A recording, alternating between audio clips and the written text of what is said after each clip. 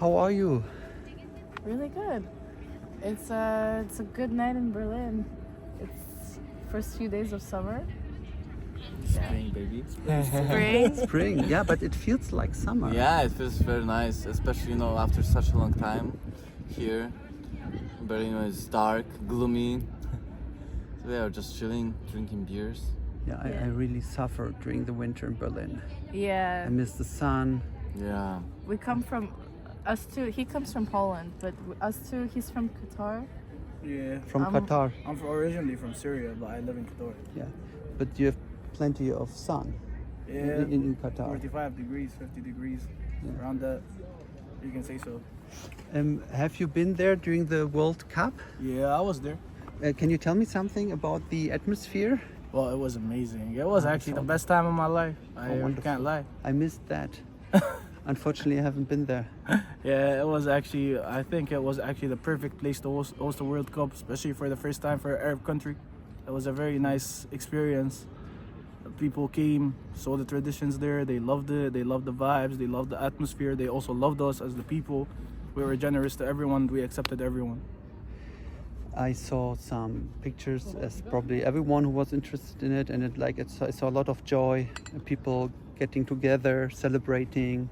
Yeah, it was actually like a big celebration, more like Big celebration. It's more like a festival than football. Even though I'm a big fan of football, but the World Cup is next level. It's some immaculate place where. Are you visiting Berlin? No, I live here actually. I just moved here. I'm a student. Welcome to Berlin. Thank you Good so much. to have you here. Thank you. I And appreciate then it. you will probably experience the European. The European, yeah, the Euros. I'm actually very Euros. excited. Me too. We have, I think, 6 games in Berlin, and there will be also probably a huge celebration. Yeah, I can tell. This football things they work out very nicely. Yeah, because you have people from all over the world coming together, celebrating. I can't wait. I can't wait to see everyone from all around the place. I can't wait to see more life into Berlin, which is ultimately a beautiful city in summers. I mean, it was gloomy in the winter, but in summers, like the past 3 days, the spring, it was amazing. It was nice. Also, yeah, I mean, yeah, you have to know how to deal with the winter Yeah, days. I actually passed the whole winter with a leather jacket. I did not have no many clothes. Yeah, cool. survived it. Cool. Yeah. I mean, but the past 3 days, as you mentioned, were wonderful. Yeah, I they were really beautiful. Enjoyed them. Yeah, finally, yeah. The city is alive, and I think it's like waking up. The city wakes Yeah. up Find the people on the street after drinking. the winter sleep, Yeah. and then everybody's going out, like here, sitting in the garden. Yes, you are from Poland? No. He's from Poland. I'm from Cyprus. From Cyprus. Yeah. So what? Are also living in Berlin? Yes. Okay. What do you like most in Berlin? What makes it worth to live here? Meeting a lot of people. Meeting very different people. Diversity. Yes. Personality. Meeting some crazy people as well. The vibe of the city as well. The public transportation, sometimes it's fucked up, but yeah. But still, Yeah, like it's one of sometimes the it's best, fucked up. yeah. But still, it's one of the best cities about public transportation, and as well that it's not as expensive as the rest of the Western countries. You know what I mean? For such a big city, they go to Paris, Amsterdam, or wherever. So it's like you can see the people that are enjoying living here, like genuinely, right? Yeah.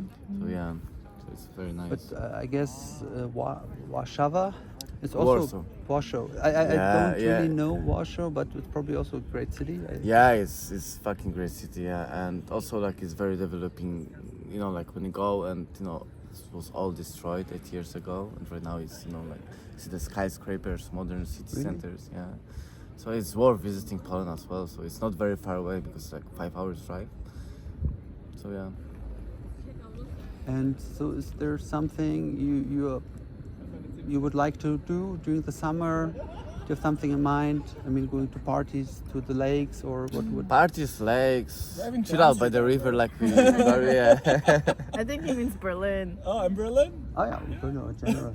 Yeah, driving to Amsterdam. Yeah, what did you say? I'm sorry. I said driving to Amsterdam. Driving to Amsterdam. Yeah, Yeah. that's a good thing. Yeah, that's a very good thing. I can't wait.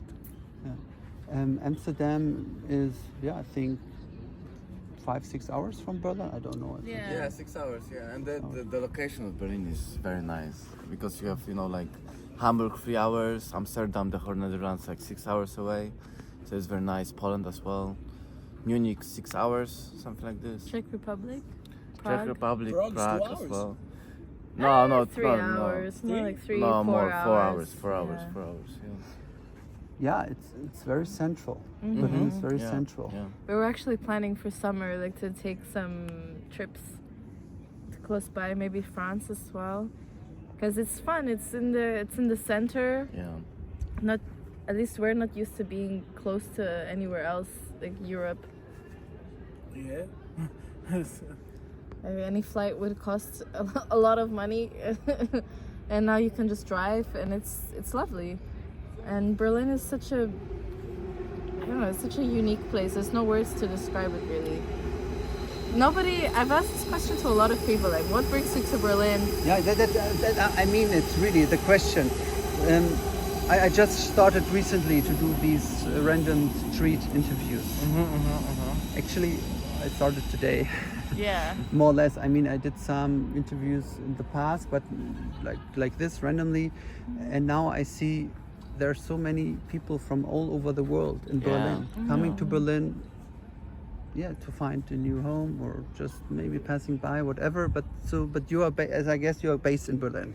Yes, So that's why I really want to know what brings you to Berlin and why Berlin. So why not Hamburg or Munich or Amsterdam or?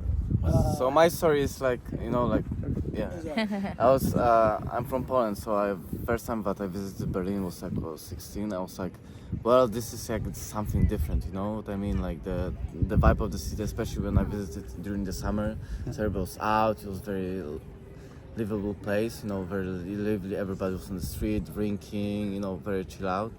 So I thought like it would be a nice city to start, as a base. And when I came here, and I stayed ever since for a few years, for sure. So So Yeah. what about you? Maybe you Oh. just give me. You already said something, but maybe you want to add something.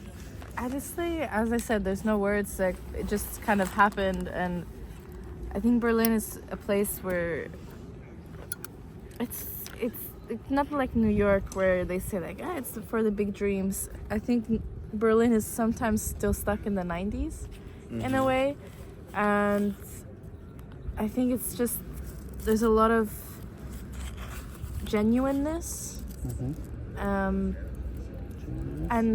a lot of possibilities. You can do a lot, especially I'm an artistic type of person. I'm studying film, and I think it's like an amazing place to meet people and kind of gauge ideas of what you want to do in the future. Yeah. Nothing specific, but yeah. Well, why I chose Berlin is because of the reality of the city. I come from a place where flex culture is a big thing. Like she said, it's like, not for the big dreams. It's like more of a genuine city. I come from a place where it's like you have to spend a lot of money in the clubs, you have to spend a lot of money going out. Even when you want to go out with a girl, let's say, you'll have to spend at least like 200-300 euros.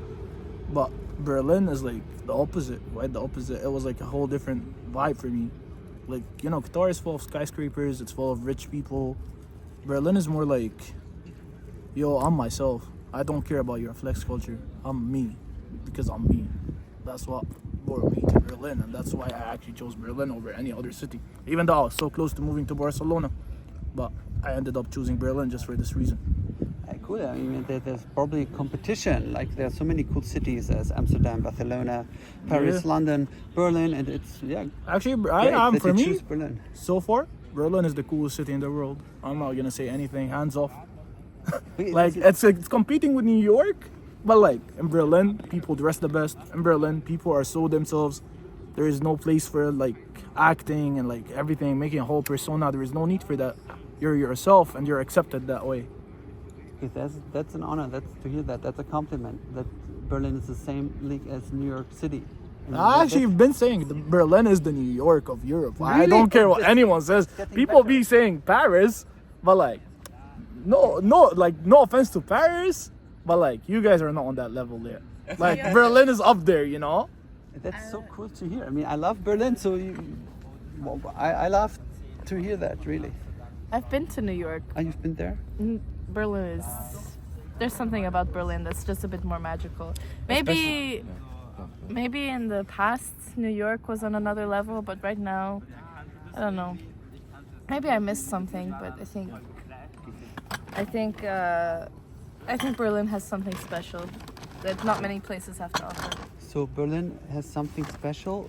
So could you like break it down to a word, or Yeah. what's this special Berliners thing? It's just like the The yeah, history. it tastes different. There's history. There's buildings. You have the divide. You have the. vibe. I've grown up in a split city, and seeing Berlin being unified after that, like my country is still split in half, and seeing the effects of how it would maybe look like after that, it's really cool. And I mean, every conversation you have with someone, even if they're really boring, you will get something out of it. All the time, every time. And every experience, everything in Berlin, I've never had a bad experience. Even if I've had a shit day, you can go out, you can go for a walk, and you can see something, and you can take a train to a village nearby and say it's shit, and then just come back home, get a beer. The lifestyle is really relaxed. I think it's just an amazing place to be young and even be yourself. old. I've met a lot of older people in Berlin as well, and they've made do with it, and it's just a very cool place to be. Each person is unique, I would say. Yeah. Like everybody's unique, like like they're into the stuff that they're interested in. Nobody's faking it. You know what I mean? And also I wanted to give it to the city that it's so green. Like you have so many parks, so many greenery in every neighborhood. Even if you go down the street, you have like block of flats. And then it's like you see all the streets. We talked about it, right? Right after the winter, like when the spring came, it was like the city looks so different. This is why I recommend the people to visit Berlin during the spring, summertime, Yeah, stay away. because stay away from the coldness. Yeah, stay away from the coldness. And winter, it's nice as well, but like Yeah, it It's not as has this great. gloomy vibe. You know what I mean? But still, like it's after a month or two, it's a bit exhausting when you live here. Yeah. Berlin has a charm. It's not trying to be something. It's just what it is. It's like, that's its charm. Like, it's not trying to be clean. It's not trying to be pretty. Yeah. It's just like, if you're here, you're here. And that's the vibe that I get from the people around me as well. Like, this is me. This is what I do. If you don't like it, just move on. Yeah. Yeah, Berlin for me is like I said, it's not fake. It's like more. I'm really just going along what she said. Also, what he said. The greenery is insane. The whole, I lived in the desert. Yeah, I don't see as much greenery. I'm a son of a desert. I ride camels and that. 50 degrees. 50 degrees. Was it the Tigers. first time that you seen the snow here? Yeah, right? actually, it this is was, my first time seeing the snow. Oh, please tell me this story. I- When was it? When was it? No, please. Please, I really want to hear it. Okay. Because for me, snow is something new. normal. I grew Yeah, up with snow, yeah. but please tell me, when was it? I- How was it? So basically, I think November. I've been to Serbia. Then after I went to Serbia for like 5 days, my friend lives there. I went to visit. I came back and it was like snowing the day after. I was like, wow, snow! It's white. This is shocking, like I told you what like was I built a snowman. I built a snowman and gave him an Arabic name. That would be the first ever Arab snowman in history. What's his name? His name's Ahmed. Of course. Ahmed. It's a perfect Arab name. Okay, and then- greetings to Ahmed. The Well, first yeah, the first Arab snowman snowman. in Berlin. We made him He's wear the scarf probably and everything. Melting now, melting now in the. No, actually, you know what I did? I killed Ahmed so he doesn't have to melt. Ah, okay. So I kicked him. But yeah, after I built Ahmed, the next day I hated snow. The next day I was like, okay, this is not for me. I want to go back to the desert, to the camels, and the sea. So yeah, most of December I actually spent in Qatar. And January too. But like February I was back in Berlin. Everything was nice. Okay, but Berlin was your first snow experience. It was not in Serbia. No. Berlin was my first snow experience. Serbia did not snow when I was there. It was actually more like the weather now. Because I think you have a few places in the mountains where you can find snow in Syria. No, I've never lived in Syria. I'm born in Qatar. Ah, so you're born in Qatar? Yeah, Okay, I've now never- I get it. Your family was originally from Syria. Yeah, my family is originally from Syria, but I don't have a Qatari passport. I have a Syrian passport. So I'm Syrian. Okay.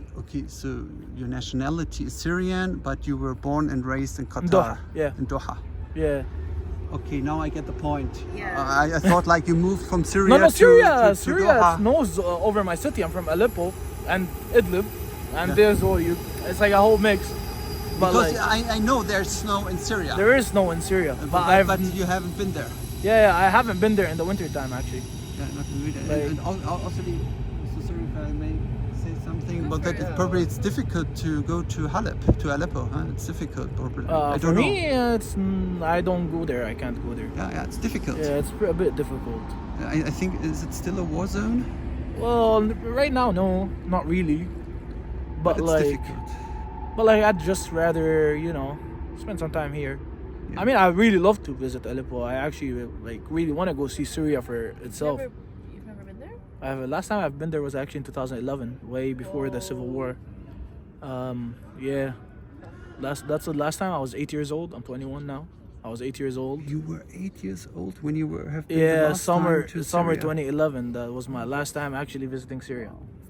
I've never been to I don't know most of my cousins. I actually don't know them. Like I know them, but like by phone. I've never met them actually. I get that. Most of my uncles, I've met them. They met me, but I've never met them. Like let's say, I was a kid, It and then may- yeah, for my grandpa's funeral, I couldn't go there. We say in Oh, Arabic, you Allah missed yarhamu. your grandparents' funeral. My grandpa. My Or grandma's still grandpa's- alive. Yeah. I'm happy that your grandma is Thank still you so alive. much. I wish her a long life. Me too. Every day. I'm sorry for the loss of your grandfather. It's okay. It's been. But you missed his Yeah, funeral. funeral I couldn't because go. you couldn't go, huh? Yeah, I couldn't go. And I don't know. It's like kind of, being from Syria, or from the Middle East in general. As long as you're not from the rich places, it's kind of like different from everyone else in the world. Like I'd say we in Africa are it's very hard living for us. And yeah. Yeah, the average income is probably 50 quite low. euros. 50, not 5. I don't think it's 5. In Syria. And then, I mean, I can't find words to say how terrible I feel what happened to Syria. No, it's okay. It's not But I know it's bad what happened to yeah, Syria. it's bad, but bad things happen. Yeah. Good things are built. Shouldn't be That's like how that. you always see the half full and side of the cup. Never see the half empty. I'm more of a positive person. I hope Syria goes back as it was and better and even way better. Hopefully, I wish it for Syria to become better and better. Really, we all do. The Syrians have struggled a lot, and we all wanna go back to our home, see our parents happy. My dad always tells me about Syria. He always tells me about where he used to eat, where he used to chill. Really tells you stories. Yeah, him and my mom, they kept telling me about Idlib, Aleppo, Deir ez-Zor, even Damascus. I've never been to Damascus actually, but they keep telling me stories about it, and I've been to I think Aleppo, Deir ez-Zor, and Idlib. That's it. Yeah. So they tell you story what they eat or where they Yeah, went. they tell me where they used to go, where they used to live. I mean, I still remember how the house looks like in Syria. I was 8 years old last time I visited, but I still remember. We also had a forum that we used to go over in the summers. It was nice. Is We had a there- pool. Is there one particular story you may share, like something that your parents told you that you like to hear? Is there something nice? I can Anything. say that, yeah. So my dad is from the village, but like he moved to the big city when I think for uni, and then like he used to tell me he used to eat at this like food shop. It's called Abu Abdo. He always tells he makes actually great food. He's always told me about it. He's like, you know, this place is the best food in the world, and you can't argue. And I really want to try it one day. It's like I think it's based in Syria. I don't think it has any other like, you know. So remember how the chips taste like the Derby? Those are really good chips. It was like, yeah, it was actually a nice city. You'll try it. Yeah, I'll try it soon. Talking about food, actually. Yeah, that's about food. Sorry, I don't want to mess your evening. However, no, it's very nice. I really enjoy it. Love. I love food. But however, in Yeah. Berlin, like What do you eat in Berlin? whatever you're gonna find, it's gonna be great. Like Sonnenallee in Neukölln, right? What son? Uh, Sonnenallee. Sonnenallee. yeah, Sonnenallee, Sonnenallee. yeah. One of my favorite streets. The best street for food. Yeah, absolutely. Full. Yeah. Food. Full. Yeah. Full. Everything. Full. Actually, Everything. Tell Falafel. about the fajita. What is sorry? What is fajita? Fajita is like a Syrian sandwich. Basically, I made them try it. I made him try it. Yeah. Try it as well. Tell me Yeah, about have your you made fajita drinks, right? experience. Please tell me. Wait, No, I like- have to say something. Yeah, Shout say out. Okay. Shout out to Abu Joseph for this restaurant. The best service in Berlin. I've never seen anyone like this in my life. He's so generous. He keeps doing the shawarma very well. What's the name of the place? It's called Al Baik, but Al-Baik. like there is a guy who works there. His name is Abu Joseph. Abu Joseph. Yeah, it means the father of Joseph. He has long hair, and like he always wears the black shirt for the restaurant. And This guy's the nicest guy in Berlin, and I can't hear anyone say otherwise. Albik. Al Baik. Albik. A-L Uh-huh. space B-E-I-K, I think. Al Baik. Albik. Yeah. You're about to get this. You can go back to him. Ask him how it When is. it comes to food, three places. Sonnenallee, when it comes to like the Arabic food, like the like the Syrian, Libyan food or whatever, right? Every doner place in Berlin as well, and also Burgermeister. Okay, this is the very popular food burger in Berlin. Yeah, It's yeah, so like you have burger restaurants everywhere, Yeah. all over the city. yeah. Yeah. Because they became, like it was only one restaurant, and they became so huge, There's the Burgermeister at Cottbusser Tor. This is the Kolbusser, one I it know. was the original one. Yeah. Yeah, this since- is the original one. Yeah, Yeah, this is yeah, the one I yeah. know. There's one really good doner place. Okay, tuna. I love tuna. There's in Wedding on Rehrberger station. If you walk down a few steps towards the left, I think it's called Doner Times Burger. I think that's literally its name. It has best Durum Doner and best Doner im Brot. It's so yeah, good. it's very nice. It's very nice, and also it's very cheap. So when How somebody much? 6 €6.50. euros, 6.50 for the broad, but they they put a lot of salad. It's all fresh. If you get a Durum Doner, it's like $7.50 I think, and you have a meal for 2 days. You're good. Yeah, It's yeah, fucking great. yeah. And the small fries is like a whole plate, and it's top. And if the old guy's there, it's the best food you'll have. Yeah. When I came to Berlin, that was more than 20 years ago. Oh. There was the Döner War, Döner Krieg. There was this competition between the Döner places. So heavy competition. And then one guy started Döner for €2, then the next started Döner for €1.50, and then Yeah, the yeah. last one like offered Döner for €1. Can you believe it? Like Potsdamer Straße, Schöneberg, Döner for €1. And now I'm talking about like 2000, yeah, even 24, 23 years ago. Yeah. This Döner war.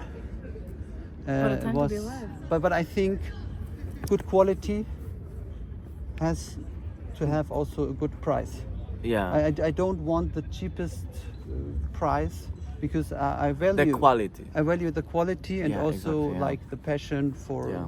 doing cooking, preparing. Yeah. So really, and I want that people who sell döners have a good life and they don't have to like have this bad competition. And also what I forgot to mention about Berlin is the music scene. The music. You know, like from the when it come back from the, you know, like the 60s, 70s, right? So David Bowie lived here. We saw that Iggy place Pop. today. We were here. We were today, right? At his- Schöneberg. Yeah, Where did he live in Schöneberg. Schöneberg? Yeah, he lived in the apartment in Schöneberg for like 3 years. He recorded the whole Berlin trilogy, it was called. And his neighbor was Iggy Pop, so, you know, like the punk rock, you know, legends, right? Then the Depeche Mode record here. U2, Achtung Baby, the album was, you know, like based in Berlin, right? They came here after the Berlin Wall collapsed. They were like, you know, like the last, one of the last people who came here, and the, you know, the pilot told them that the Berlin Wall is collapsing, and it's not the free Berlin, you know, like it's not the east and west, but it's the whole like united city. Also, who else? Like the techno scene, of course. I cannot, like, you know, like if you are techno scene, you know, it was Where to go? Oh, where to go? Sorry, I'm not interrupted very. you. Where no. It was. Sorry, I don't want to interrupt you. It was, Yeah, the techno scene from Berlin. It was signed to the UNESCO World Heritage List. Yeah, exactly. World Heritage. Yeah. UNESCO. The Yeah, techno, because this is like essential of Berlin. Yeah, exactly. You can That's go what to everybody comes to. some parks, random places, and you can see Not like the even the rave. parks, on the trains. Yeah, on the People trains, play- yeah, A few yeah. days ago, we were on the S-Bahn. Tell me. Yeah, I love S-Bahn stories. Please tell me. We were on the S-Bahn. Yeah, cool. I was packed as fuck.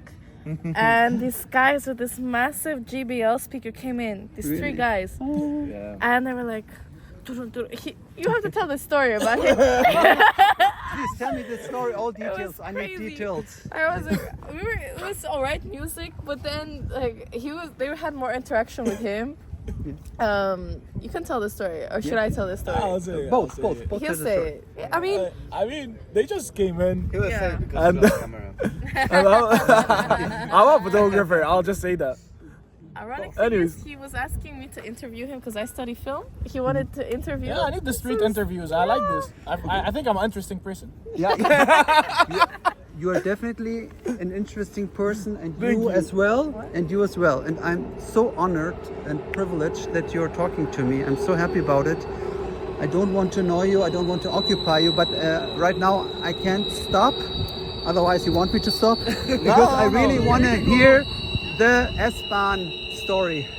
Yeah, You go can for tell it. it both. You can tell it both, and yeah. I told the beginning. He can finish it. I mean, they went in and they had a big ass speaker. I love techno. I'm like a big, massive techno head. And like, I don't know why, one of them just looked funny. So like when he came in, and there was like a grandpa who was completely pissed, yeah, and like they were like doing it, and I was just like laughing because the grandpa is pissed. Then the guy starts shaking his ass towards my face. Really? Yeah, I'm just No like, kidding, no kidding. Yeah, no, not joking. Actually, he's just like shaking his ass, like he's just twerking, and I'm like, I'm like laughing more. Then his friend is like, you know, slap that, and I was like, oh no, bro, not like that. Chill out. I'm not like that. But you missed the best part. And the best part is, The best part. you can say it. There was this guy who was The kind old of grandpa, yeah. the one I talked about. So I was sitting. There's like two booths. I was sitting on the outer part, and the guy was sitting opposite me. These guys were vibing, whatever. He was quiet the whole time, and then he fucking got up and started dancing. Yes. Yes. And then he got He's off not the moonwalking. train. He got off the train. That was his exit. That must have been a cool. Yeah, that fucking exit. actually like switched up his day because he was actually mad. I can tell he was mad before. Yeah, he actually. Now that you say it, we before the guys with the speaker came on, we were standing because there was a lot of people on the train, and he was standing next to this old dude did the Michael Jackson thing, and he was like looking at Amir, like, what the fuck, you're like touching me, you know, even though you can't really help it, you're stuffed on you're stuffed on the S-Bahn, you know. And he was looking at him like this, and so yeah, now that you pointed out that he's got happy at the end. Yeah, he got happy at the end. He was pissed at the beginning. Did Yeah. the Michael Jackson thing and started moonwalking. That's what I mean. Like, it's things like that you don't really see. I don't know A- about anywhere other else, cities, I but don't think you see it anywhere else. I mean, like the U-Bahn game is the New York subway game. Like I like this is more of New York things, but like the U-Bahn in Berlin is the New York subway of Europe. Like there is nothing as weird as the U-Bahn here. This thing is crazy. Like they have parties there. Most of the times you see the weirdest shit you'll ever see in your life in the U-Bahn. Like I've never like the stories I have with the U-Bahns, man. the Ubers here are fucking insane. I mean, the craziest thing I saw was in New York with the underground, where the whole train was full, except one cart. And I was like, okay, well, I'm definitely going onto that cart because it's fucking empty, right? My naive mind, I almost went on. This chick had her pants down, wiping her ass. She was surrounded by toilet paper. And this guy next to her was fucking going with techno, you know? I was like, fuck this. And then I moved to Berlin, and I've seen some weird shit. Like in Alexanderplatz, me and him, we saw this guy taking a literal shit in the middle of Alexanderplatz, one of the busiest places in Berlin. And there's just so many stories like that. People offering crack, people offering cocaine, and you're like, Yeah. But still, like, Yeah. it's a drug culture here, right? So, you know, like, everybody's gonna find something for themselves, right? If you are into drugs or you are into techno scene, you are fully... promoting drugs, man? Man, I'm just saying. I'm just saying. Promoting drugs, I'm just saying. The same like the first thing that they legalized weed here. Wherever I go, you can smell weed right now, right? It was before like this, but right now you can very chill about this, right? Yeah, right now they don't care anymore. you can carry weed with you now, freely. 25 It's legal. That's it. It's Yeah, legal. it's So legal, don't yeah. worry. It's, Yeah, it's 1st cool. of April. Yeah, first of April. The New Crazy Year's. in Berlin. The New Year's. The New Year. So that was basically the S-Bahn experience. Yeah, the S-Bahn experience was nice. It was actually like when the old guy went Michael Jackson. He actually like at least he was happy in the end of the day. That was the beginning of summer. Also That was for the beginning for of the the big summer. city. It's pretty safe. Berlin is pretty safe as well. I would say. Depending on where you go. Yeah, of course, bro. but the No, difference, where but your you, studio is not safe. okay. Come on, No, it's this is not safe, bro. It's Marzahn. Marzahn is not a crazy place. Marzahn? Close to Lichtenberg.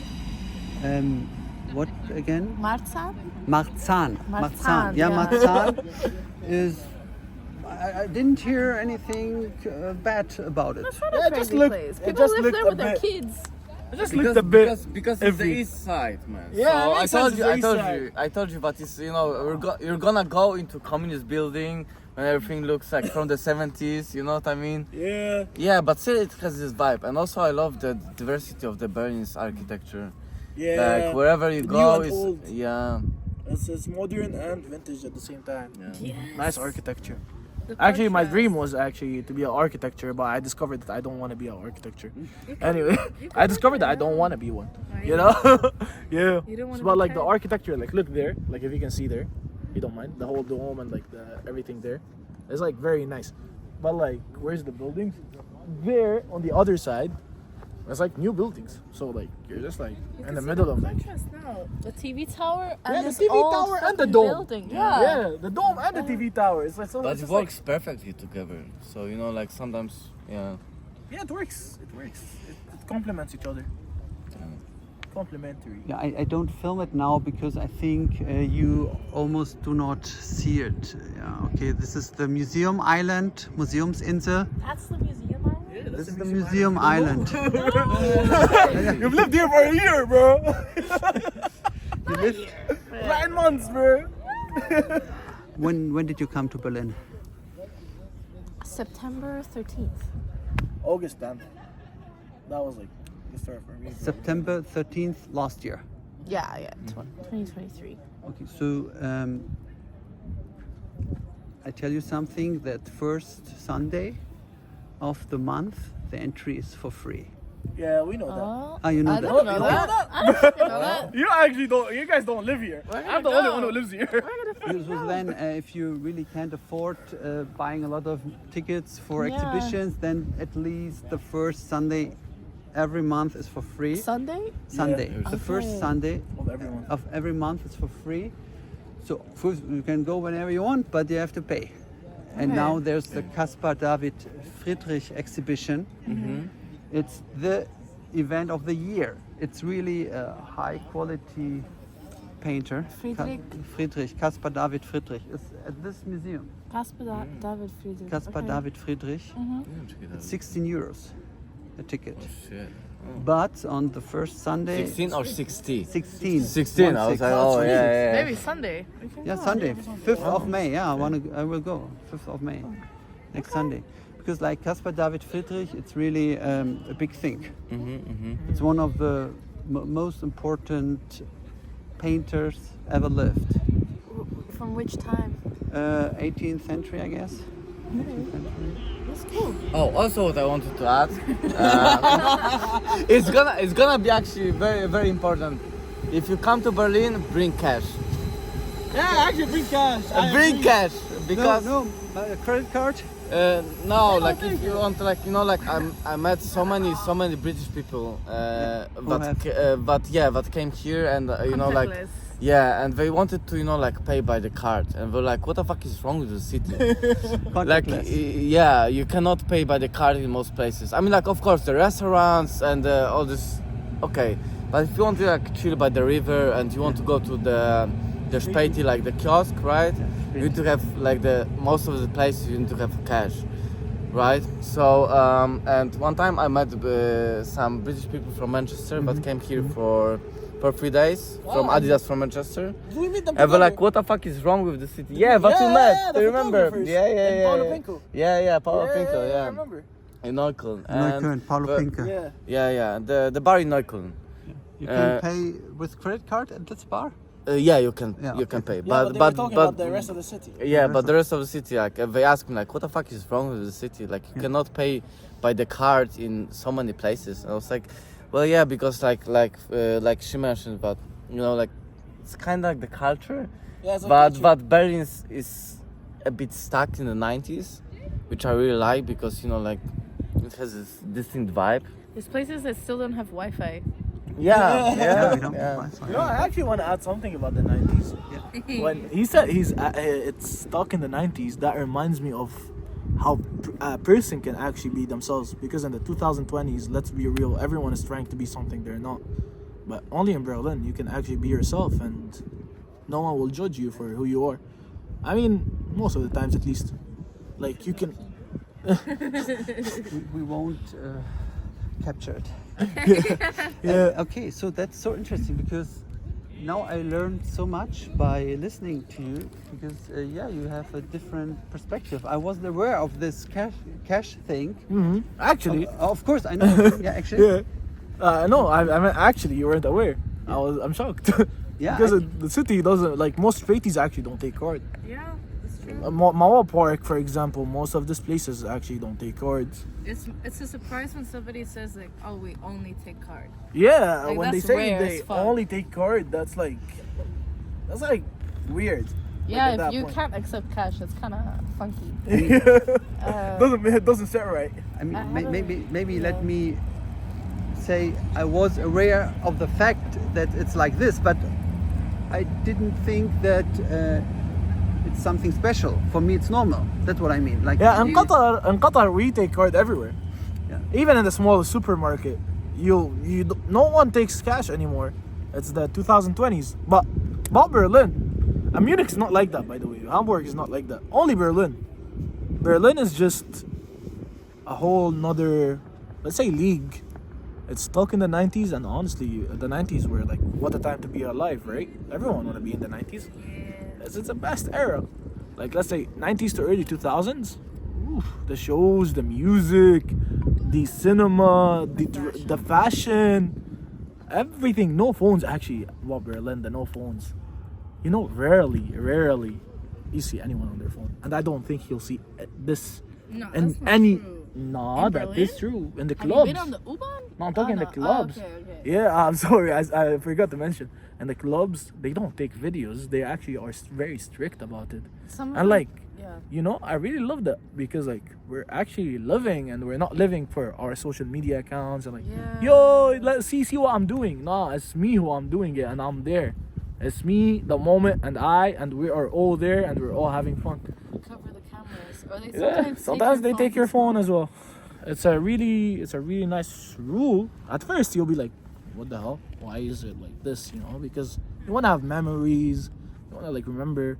But actually the memories are better when you actually don't use your phone because every second there matters.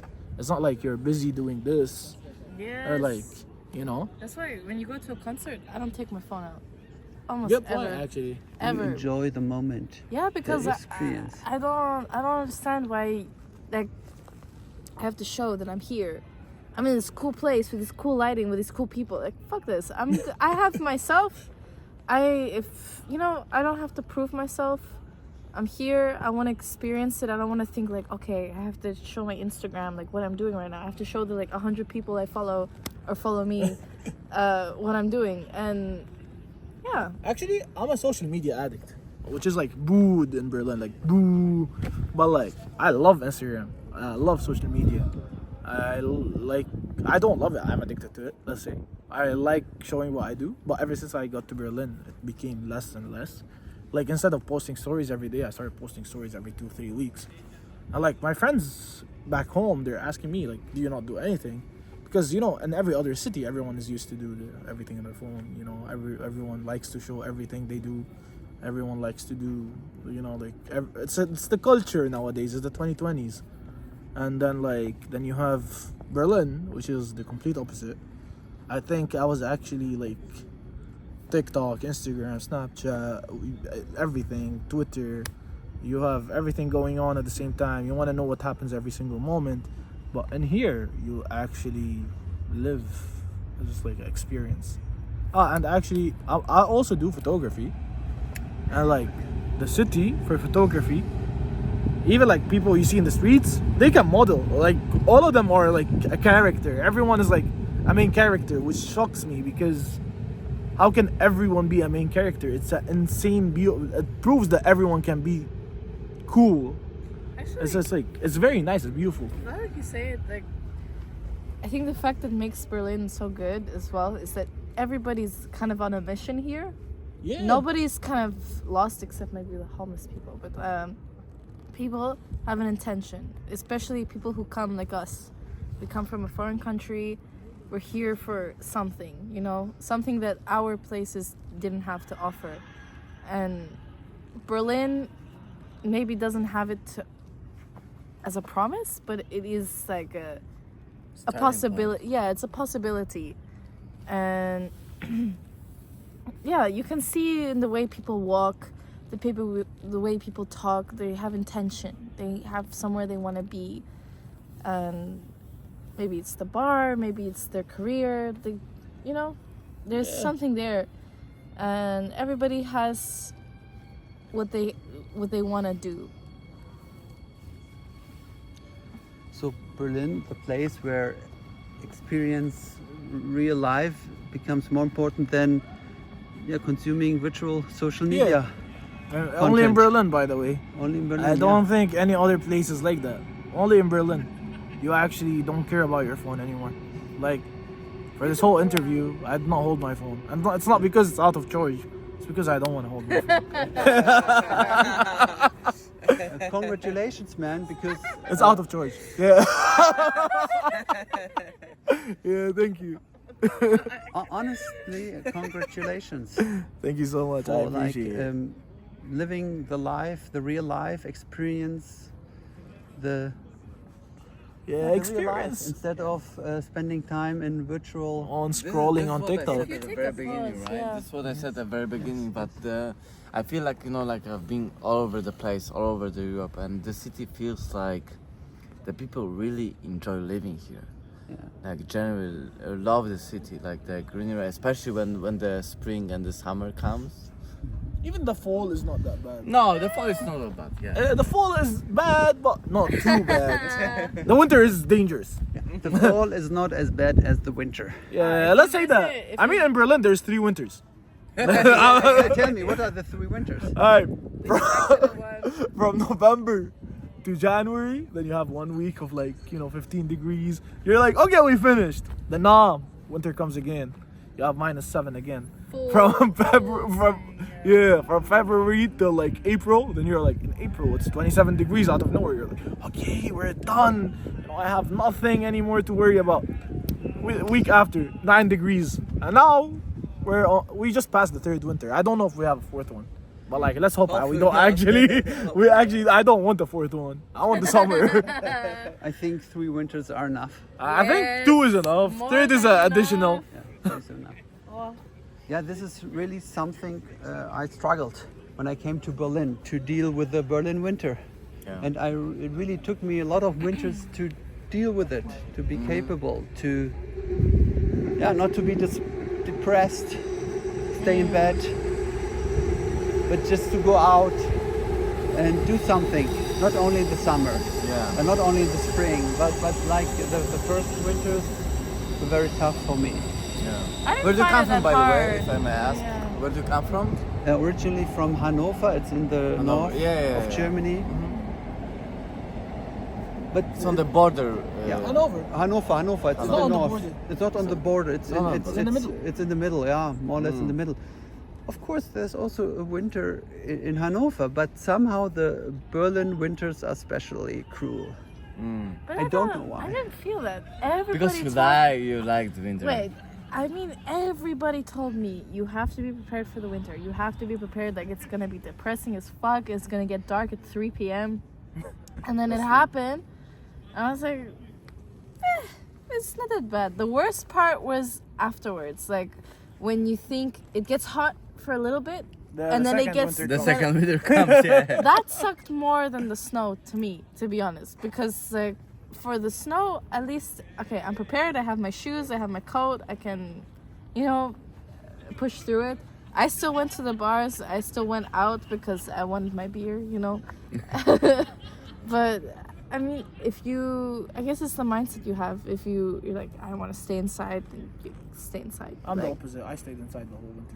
I did not care what anyone says. I went out was more like, than I I'm did not now, gonna do to be honest.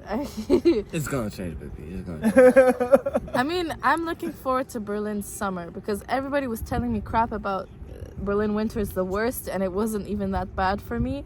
So now that everybody's like, I haven't heard a bad word about Berlin summer. Yeah, everyone loves Berlin summer. Yes, I'm looking forward to it. It's my first summer in Berlin. It's first summer like staying in a foreign country for a long time. So I'm looking forward to it. I'm not looking forward to not being able to go to the sea, to, like the beach. Yeah, we're used to the beach. However, Berlin has so many lakes around. Many lakes. Yeah, many lakes are lakes. not many like the lakes. Not the beach. Of course, Yeah, not but the the beach. lakes Of are course, not the on beach. the They sea call or it the the ocean, beach. right? Somebody was Yeah. telling me there's a beach in Berlin. I'm like, what the fuck? I There was like, is there's little sand next to a lake. I'm like, what the fuck is this? Like, no, that's not a beach. Yeah, we're beach people. We Yeah, you're come from beach the people. hot areas. Yeah, Cyprus, Qatar, it's beach, Yeah, it's full of beach beach. places. Yeah, Beach places. Actually, the beach is the park for us. You see how in Mawa Park they party? We party in B12 Beach. That's a beach in Qatar. Around the Everything that beach. happens in Mar Park Happens in the beach, for yeah. us. For us, it happens in the beach. You have like your all the music, festivals, yeah. the people chilling. It's the beach. It's actually my first time enjoying a park. Usually, I wouldn't go to a park to like. Yes, Wait, this is the first time? Because for me, a park is a family place. We You know, went- it's like yes. yeah, it's like to the kids. Oh, I wasn't aware of that. Yeah, because us, we have the beach. We're used to being in the beach. Then we come here, there's no beach. So people actually made the park a beach. That was like, at first, I met someone in uni for the first time, and she told me her favorite place to go is the park, and I was like, what the fuck is wrong with this dumbass? I'm like, why does she want to go hang out with? Why does she want to go hang out with like families with kids and dogs? And then it's like, she's like, okay, let's go. I'll show you. And I'm like, okay, I'll try going to a park. So we go to Mawa Park, and I'm like, Wow, it's like the beach. It's like people play volleyball there. They do festivals there. I never imagined anyone would play volleyball in a The park. crackheads. Yeah, and there's like the druggies. Like, let's not talk about that. I'm not here to promote drugs. Don't do drugs. No, I'm so no. anti-drugs. And like, yeah, Drugs fuck you up. yeah, drugs fuck you up. Even when you're in the park, don't do drugs. Anyways, yeah. You look at me. So yeah. I know drugs. Yeah. However, you know, the first time when I came in Berlin, when I said like when I was 16 or something like this, and I saw the people like shooting on the sunbaths by the river. Yeah, sometimes it's by the beach. Yeah, but by the river, so you know, I was like, weird. yeah, this is like, no, like you don't even have to leave the city to have like the cool summer. You know what I mean? Like, But You it's don't like need the fake beach when you have the summer. park. no. Yeah, more parks was- enough, bro. But it was so strange to me. Like we had the same experience together. We went Yeah, to because Mile we- Park, and we're like, all the stuff you do at the beach is at the They fucking do, park yeah. in the middle of the city. You're like, what? Yeah, it doesn't make sense to me. It was And so then, because you know in Qatar, the parks are like a place for people to go walk their pets. That's what. Yes, and It's a place for kids to play in playgrounds. Yeah, For me, that's how it is. And You I take was like shocked. a picnic to the park. Yeah, you don't take take a the picnic. beach. Yeah, and like for like 30, 45 minutes. It was But strange. then here you stay the whole day. Actually, it's Yeah. like it's exactly what I would do in a beach. A day Minus in the park. swimming, though. A day in park. Yeah, a day in a park. And For so- us, we don't have something called a day in a park. It's a day in the beach. So Berlin is the city where you turn the park into a beach. Yes. Yeah, kind of, yeah. And also what I noticed here when I came here the first time, but you don't have to leave the city to have very nice summer, you know, like you can like, nope. Also like nobody cares about you, how you look like and what you do. So you can like, Berlin summers. I can tell. I came here in August. And you came in August. Yeah, I came here in August 10th. It's literally maybe like I've been to Turkey, I've been to Amsterdam, and like I've never been to a place like this in summer, to be honest. Okay, so It's just the right temperature. It's not too hot. It's Oh, not that's too true. cold. That's The true. people are actually they give it more of a vibe. Let's say. They appreciate the sun. Yeah, they more. appreciate the sun. We don't appreciate the sun. If you told me a year ago you'd gonna wish to see the sun, I'll be like, well, what the hell, man? I want to see rain and like clouds and like snow, let's say, and like some like I don't know. Where we come from, if the sun is out in full, Yeah, can't you don't go outside. out. When the sun is out, you don't go out in Qatar. Yeah. It's dangerous to go outside. Yeah, it's You like can't go outside. you know In we're also supposed Cyprus? to. Yeah, because especially in July and August is the worst months because you have like 45-degree weather, 46, sometimes like 47. You know, it gets really hot, and if you go out, it takes so much energy from you because your body is dealing with so much heat, and point. you can't go outside because you're gonna get sunburned no matter how much sunblock you have on. And like it's exhausting to go outside, and even at night there's no escape because it's so humid and the air is so dense. And here I'm looking forward to spending the summer and not like sweating my ass off, you know.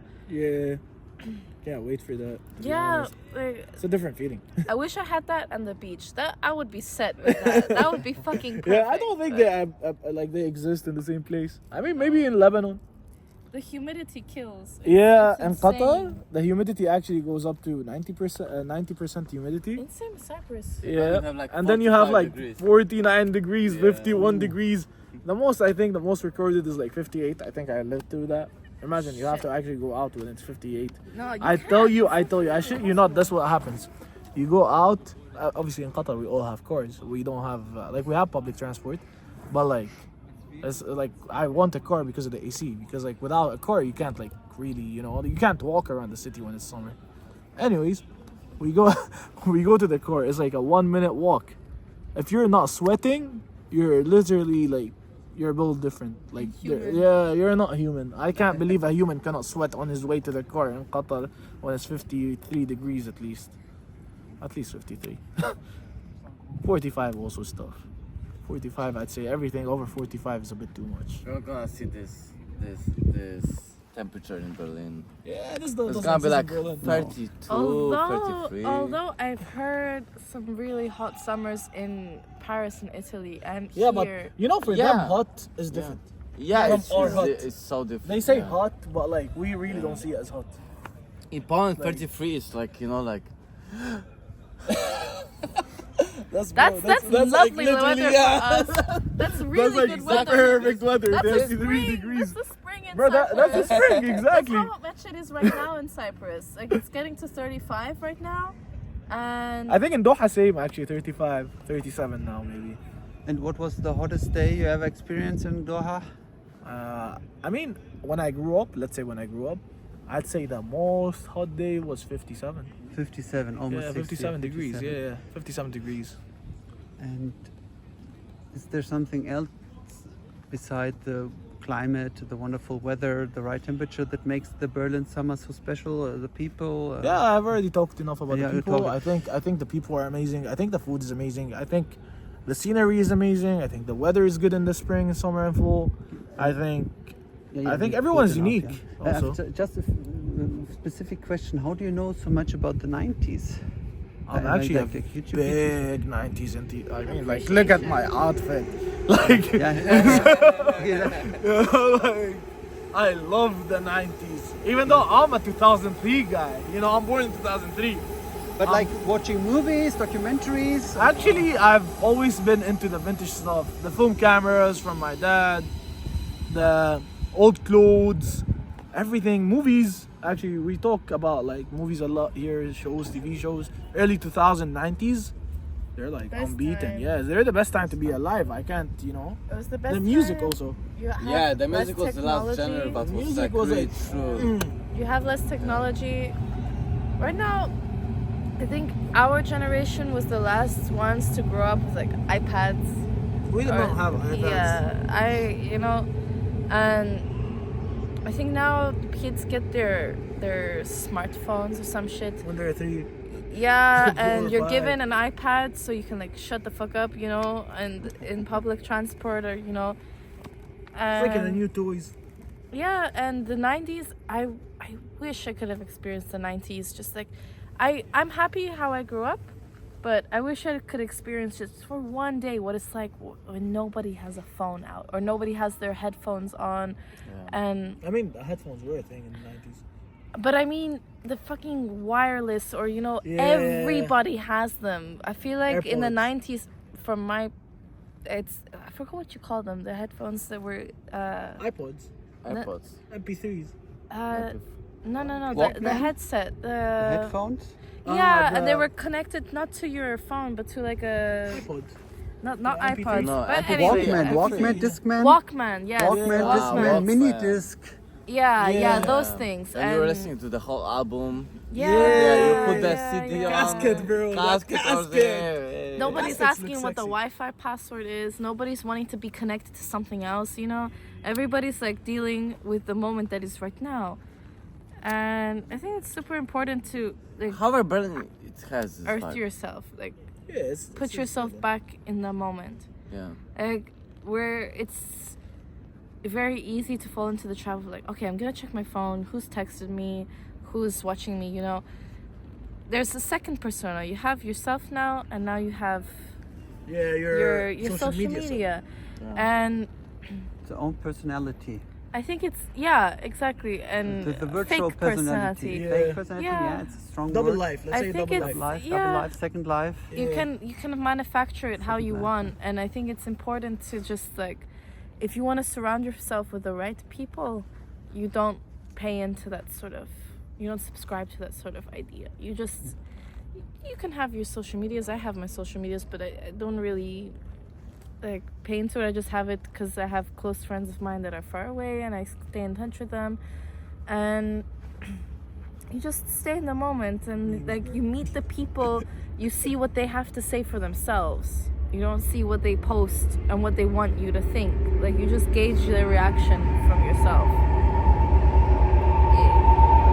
Yeah, we decide every moment in our life what we are going to do, what we focus.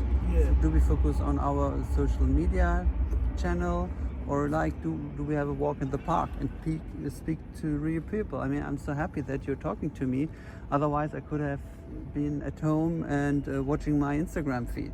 Yeah. It's a doom scroll. I was having this conversation with one of the professors. He's like, there's no proper benefit to social media. Like, all the cons outweigh so much of the pros.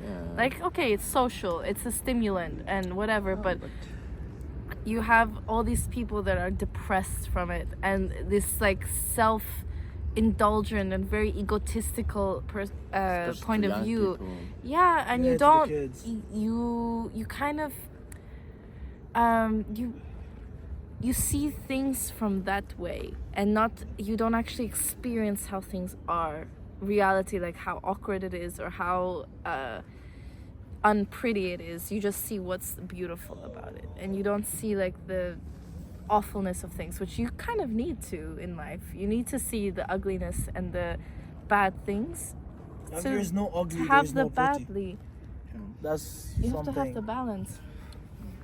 No ugly, no pretty. Yeah, because people say, why is there such bad things in life? Because if there is no bad, then what's good? That's what I would say. Okay, no ugly, no pretty. If there's nothing ugly, then what's beautiful? If there's He's a nothing bad, half full empty guy. yeah. If there's nothing bad, then there's We're gonna go. as one.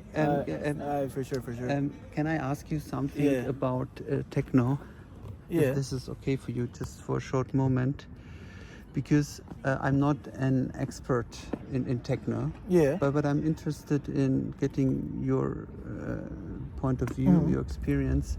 So, what is techno? How would you describe someone what techno is? Okay, Who doesn't know? Assume someone doesn't know what is techno. How would you describe it? I mean, it's electro music.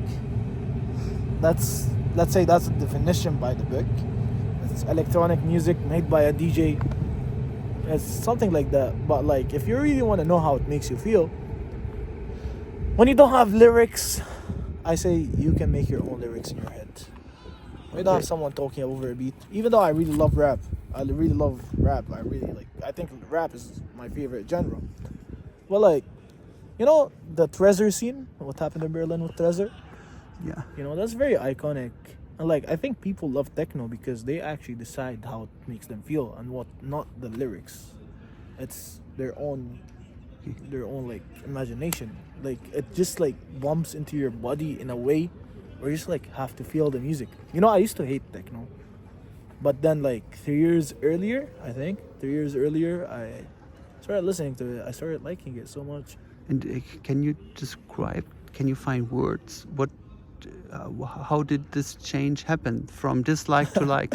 I had my friend, his name is Aziz. Aziz. Yeah, he's from Tunisia. Shout out to Tunisia. He's been telling me, you have to listen to techno. You have to listen to techno. You have to listen to techno. I'm like, bro, come on, who listens to music without lyrics? I was like, let's say, nearly like just hit 18. I was like, I don't know, like, I gave it a shot, and it was like the first time. It was like, man, it doesn't make sense. But then, like, let's say you go to a party in a place, or like in a club, or on the beach also, it just has its own taste, something that other genres don't have. That's like, you can choose how you feel to a song.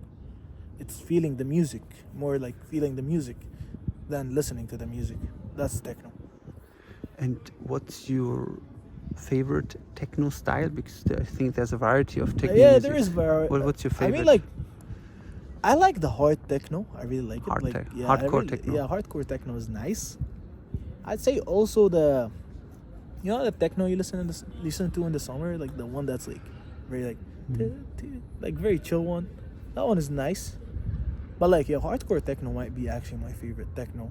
And for Berlin, I was actually very lucky. I did not come to Berlin for the techno, but like, I got lucky that it's the best techno scene in the world. I mean, the whole Detroit thing with America, where it first started, then it came to Berlin, Treasure. I've been to Treasure. It's a really nice club. When have you been there? I think when I first got here. Yeah. Do you remember DJ? No, the I lineup? actually don't remember anything. Do you remember how much was the entry? I think Approximately. 15, 15. 20.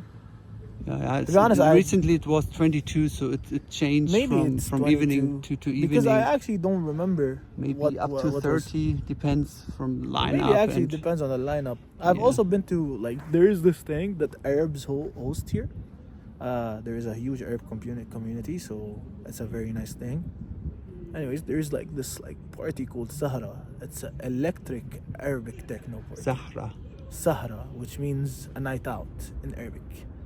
Zahra. Sahra. Zahra. S, yeah. Sahra. Does it also mean desert? No. That's Sahra. Zahra. Sahra. Zahra. That one with the S, this one with the Sa. That's a different word. Okay, Different there's word. scene. Sorry for Oh, being you so know specific. Arabic? Yeah, there is a bit. scene and there is a Sad. Scene and sod. Yes, Sahra Like is Sad. dal and dad. Yes. Scene and sod, dal and dad. Yes. Okay, and there's Sahra, the desert. And Sahara the night out. Sahra, the night out. Thank you so much. Yeah, it's okay. I got you. Basically, Sahara actually, that really introduced me to a whole new genre, like the whole Arabic mixed with electro. Because, like, Arabic songs are actually very nice. And the lyrics on the Arabic song. You mean like traditional songs? Yeah, they play the traditional songs, they play the new songs, the hip hop songs. Everything. Yeah, Arabic songs. But they mix it with electro and it just sounds about perfect. Now, I've heard, if I may say one or two names. Yeah. Of course, Kulthum. Yeah, Kulthum is a very famous person. Kulthum has a 47-minute song, I think. Yeah. And then you have Fairuz, which is Fairuz. Like my favorite, let's say, back in the days, artist in the Arab community. Somehow I feel sad when I'm listening to some songs of Actually, Fairuz. Yeah, but not Fairuz- sad in the sense of like depressed, but like melancholic. Makes sense, but for us, Fairuz is actually like mostly about love, Cool. nice weather. It has like it has its perks. We actually, as Arabs, especially as the Levantine Arabs, the Syrian, the Lebanese, the Palestinian, and the Jordanian, we actually listen to Fairuz most of our time in the morning. In the morning. Yeah, because when our dads used to wake up, my dad used to drop me to school, let's say, he would actually play Fairuz. In the car. Yeah, in the car. We would play it in the Cool. morning and Fridays. Fairuz. Fridays for us is like Saturdays for here. So we play it on Fridays, we play it on Saturdays. She's like one of the best artists that I think I've listened to in my life. I admire Fairuz. I really her voice, do. her She's an songs. artist. She's a really she's nice an artist. And like you have some good artists from today's actually. You have Saint Levant, which I'd say is doing a very good job. He's mixing Arabic with English and French. Cool. I don't know that, but I will check it out.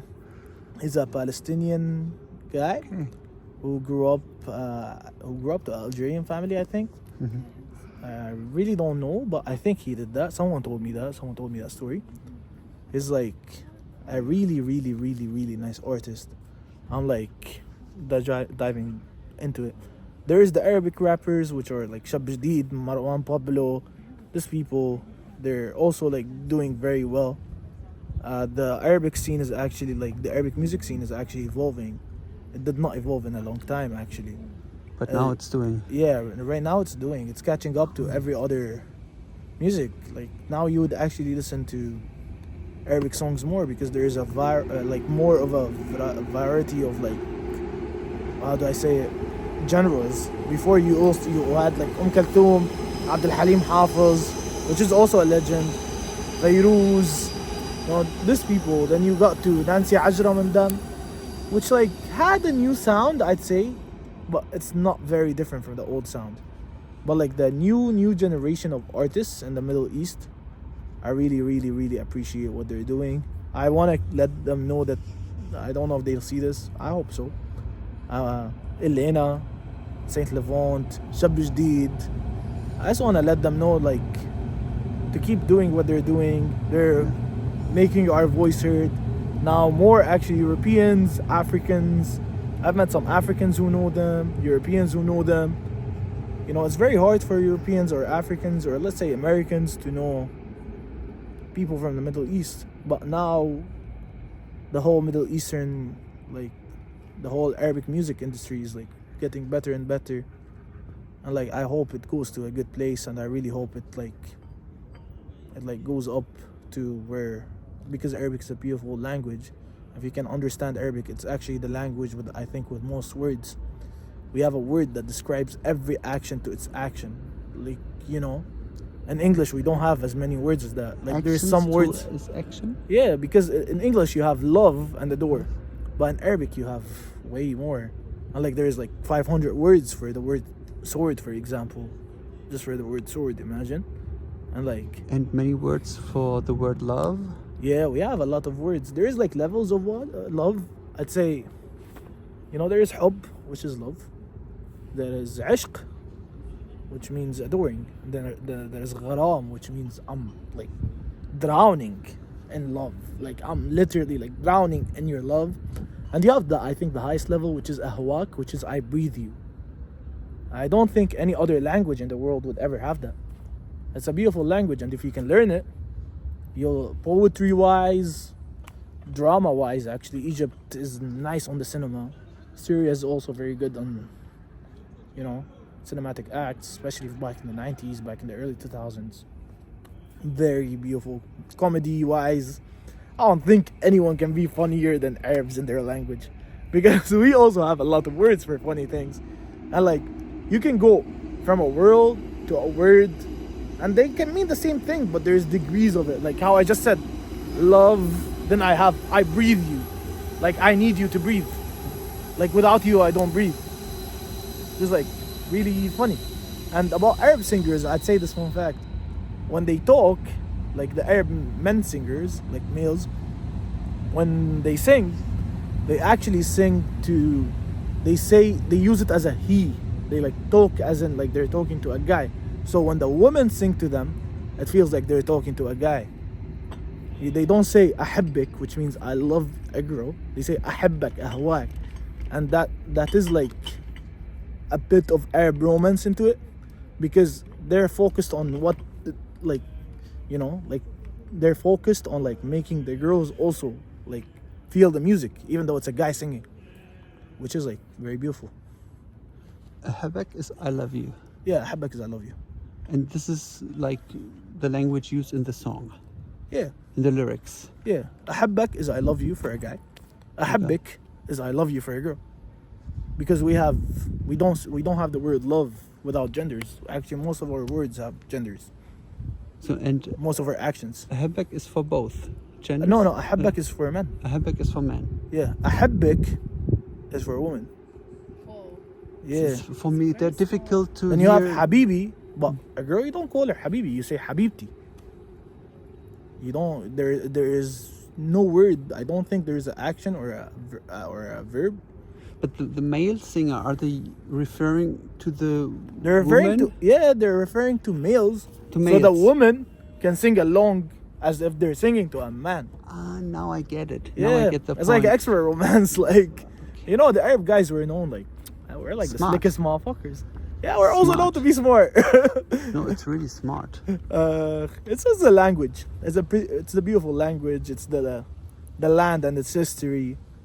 It's everything about the Middle East is very nice. I really want everyone to visit, and they actually, because like the media actually doesn't show everything about us.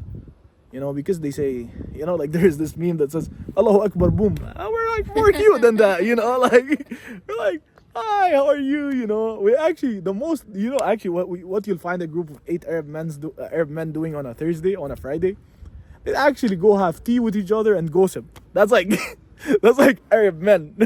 They actually go have tea till like nighttime, like just keep drinking tea and gossip about people. Just like very funny. Yeah, People so- think we're dangerous people, but I don't actually think there is people more generous, more kind than in the Middle East. No one would actually charge you for money when they see that you're a stranger. And the World Cup, actually, fun fact. Some people actually lived in our houses. Really? Yeah, like as a community. Really? They came in, they lived in our houses. We did not let them pay. We actually don't want people to pay us. We actually want people to like us. We want them to love us. Like, that's something I think Doha has over Berlin. Like, for example, the other day, I was like trying ice cream and like before buying ice cream, and the guy told me 7 cents for the spoon. It's like, what's 7 cents gonna do to you in my head, you know? Like, it doesn't add up. Like, why are you doing this? But like in Doha, no one actually charge you. And like if they see that you don't have money, or like let's say you took a Uber and you told the Uber in prior, or like even after, yo man, I actually don't have money, they'll actually never ask you to pay. You'll be like, Really? it's okay, just make dua. That's like a known Uber saying in Qatar. Make dua, which means pray for me. That's it. Also, it sounds similar. Doha and Dua. Yeah, dua is like prayer. Doha is a city. Yeah, Doha is the capital of Qatar.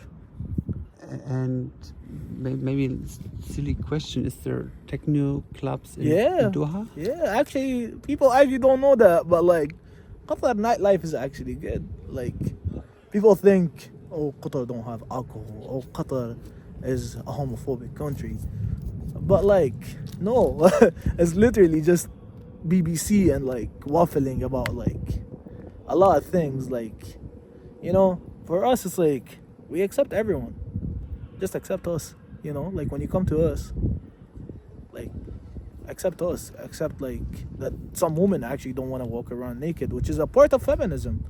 I don't know why they say, oh, they make the women cover. Actually, no, and most of the women actually cover by themselves. You know, like they want to get covered. They love that. Like it's a part of our culture. It's a part of our identity. It's an ethnicity after all. It's too much judging for no reason, which like literally piss a lot of people off.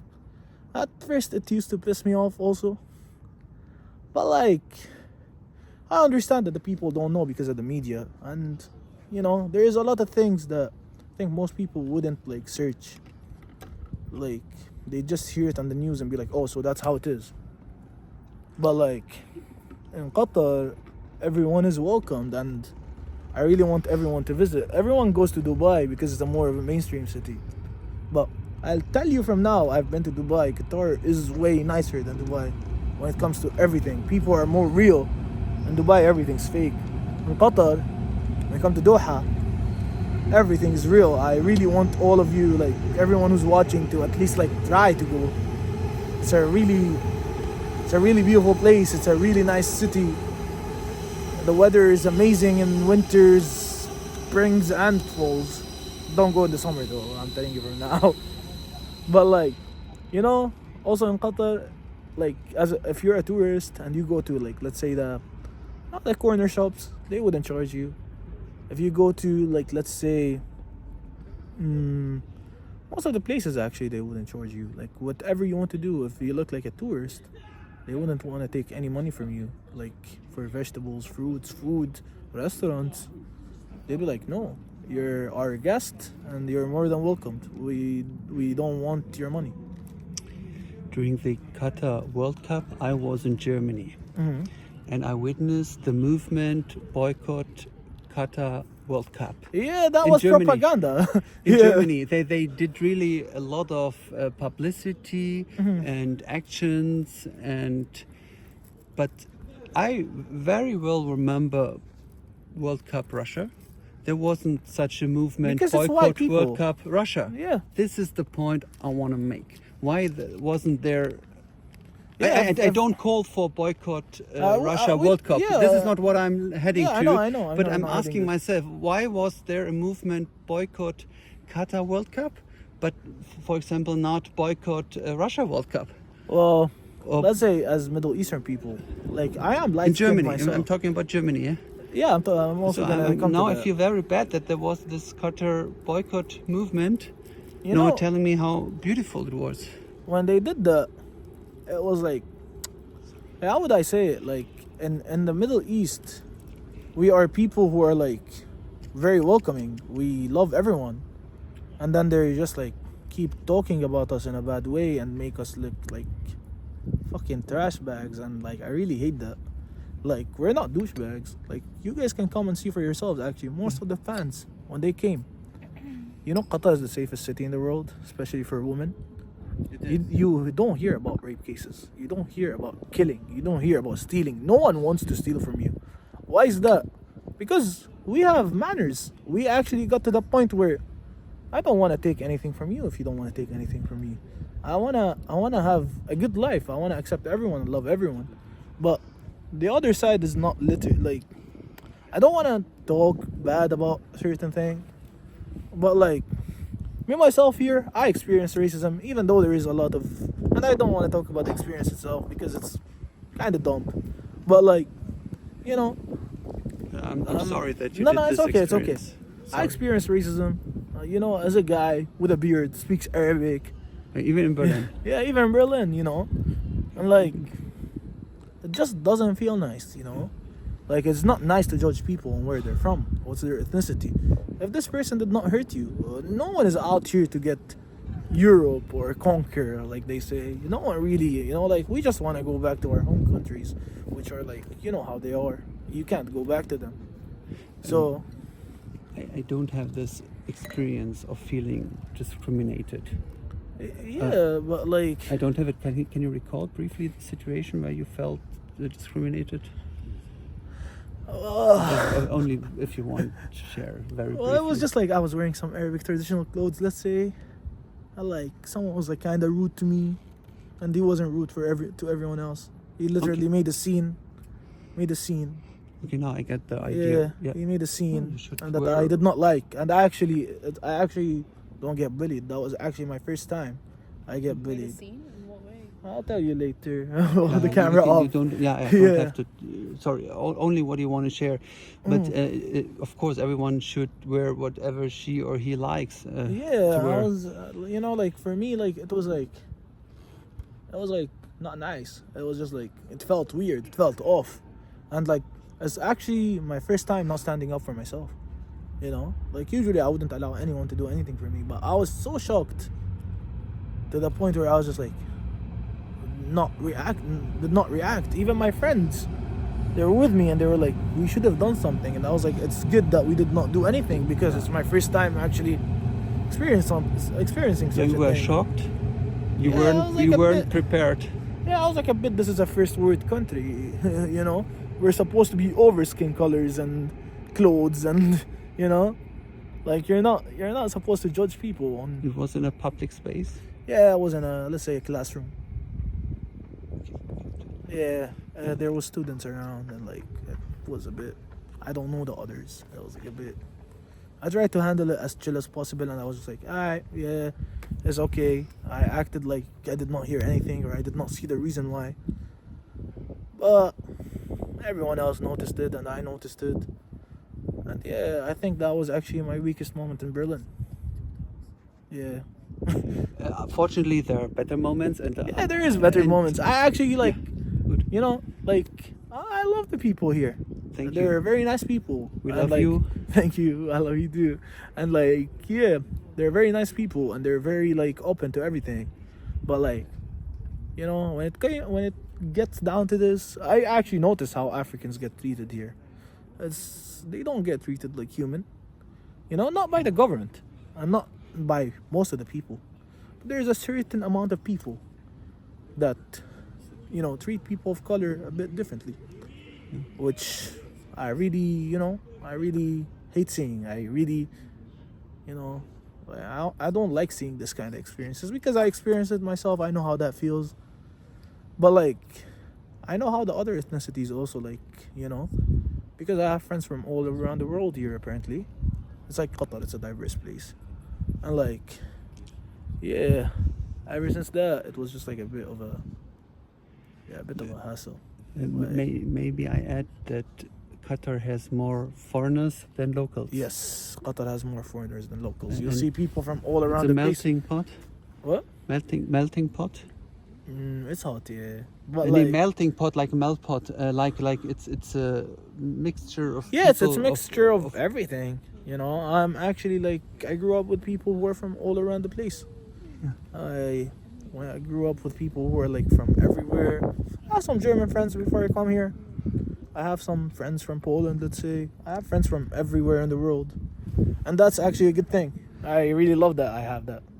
I admire your hospitality, Thank you so your much. kindness, Thank you so much. and also your openness. Thank you also. And I think the people from Qatar, if I may say this from distance, they keep their good manners and their tradition For sure. Yeah. and their good habits, Yes. despite the fact that there are more foreigners than locals. But they keep their good, They keep their habits. Yeah. they keep And their I good think- habits and traditions. Yeah, and even the foreigners when they come, actually, they actually can do whatever they want. Actually, the law actually doesn't go against them. They can do their game, practice whatever they want, can practice whatever religion they want. But what I want to say is that obviously the locals in Qatar, they're not afraid of foreigners. No, no one is afraid of foreigners. We're actually so anti-xenophobia. Everyone, I think, is anti-xenophobia, and like, you know, I don't think anyone should be afraid of foreigners because we're all human after all. It's not like we're aliens or like animals. We're different, but we're all the same.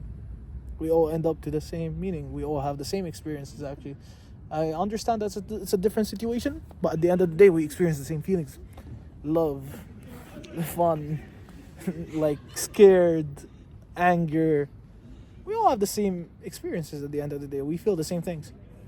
Is there actually an Arabic word for xenophobia? Xenophobia is الخوف من المتغربين. So it's fear. Yeah. Xenophobia is a fear. It's a fear. It's kind of about. And I mean, but then what? I don't know Arabic, but like you didn't say one word. It's a phrase. Yeah, it's a phrase because I think there is a word, but I probably don't know it. But in the German language, we have many words for fears. There are so many fears, like That's claustrophobia, Yeah, xenophobia, of course. so Yeah. on. And in the Arabic language, you have so many words for love. we have so many words for love. So this is like the Arabic is the language where you have It's a language find of love. love, Yeah, and German is the language of fear. I wouldn't say that. It's now a little bit like I'm exaggerating. Yeah, that's exaggerating it. Yeah, it's a little bit polemic. Yeah. Where I said, I love my language. I love German. I want to learn It was it. always my favorite subject in school, German. Like Actually, German Arabic was literature. my most hated subject. That sorry. thing is hard. So sorry. That is very hard. It's okay. I was just like exaggerating, but actually Yeah. I love the German language. No, it's a very nice language. English Yeah. came from it. It's a Germanic language after But all. it's a fact that we have a lot of words for fear, Mhm. and you have the words for love. I mean, I think we should all love each other. Yeah, we After love all, each we're all other. one.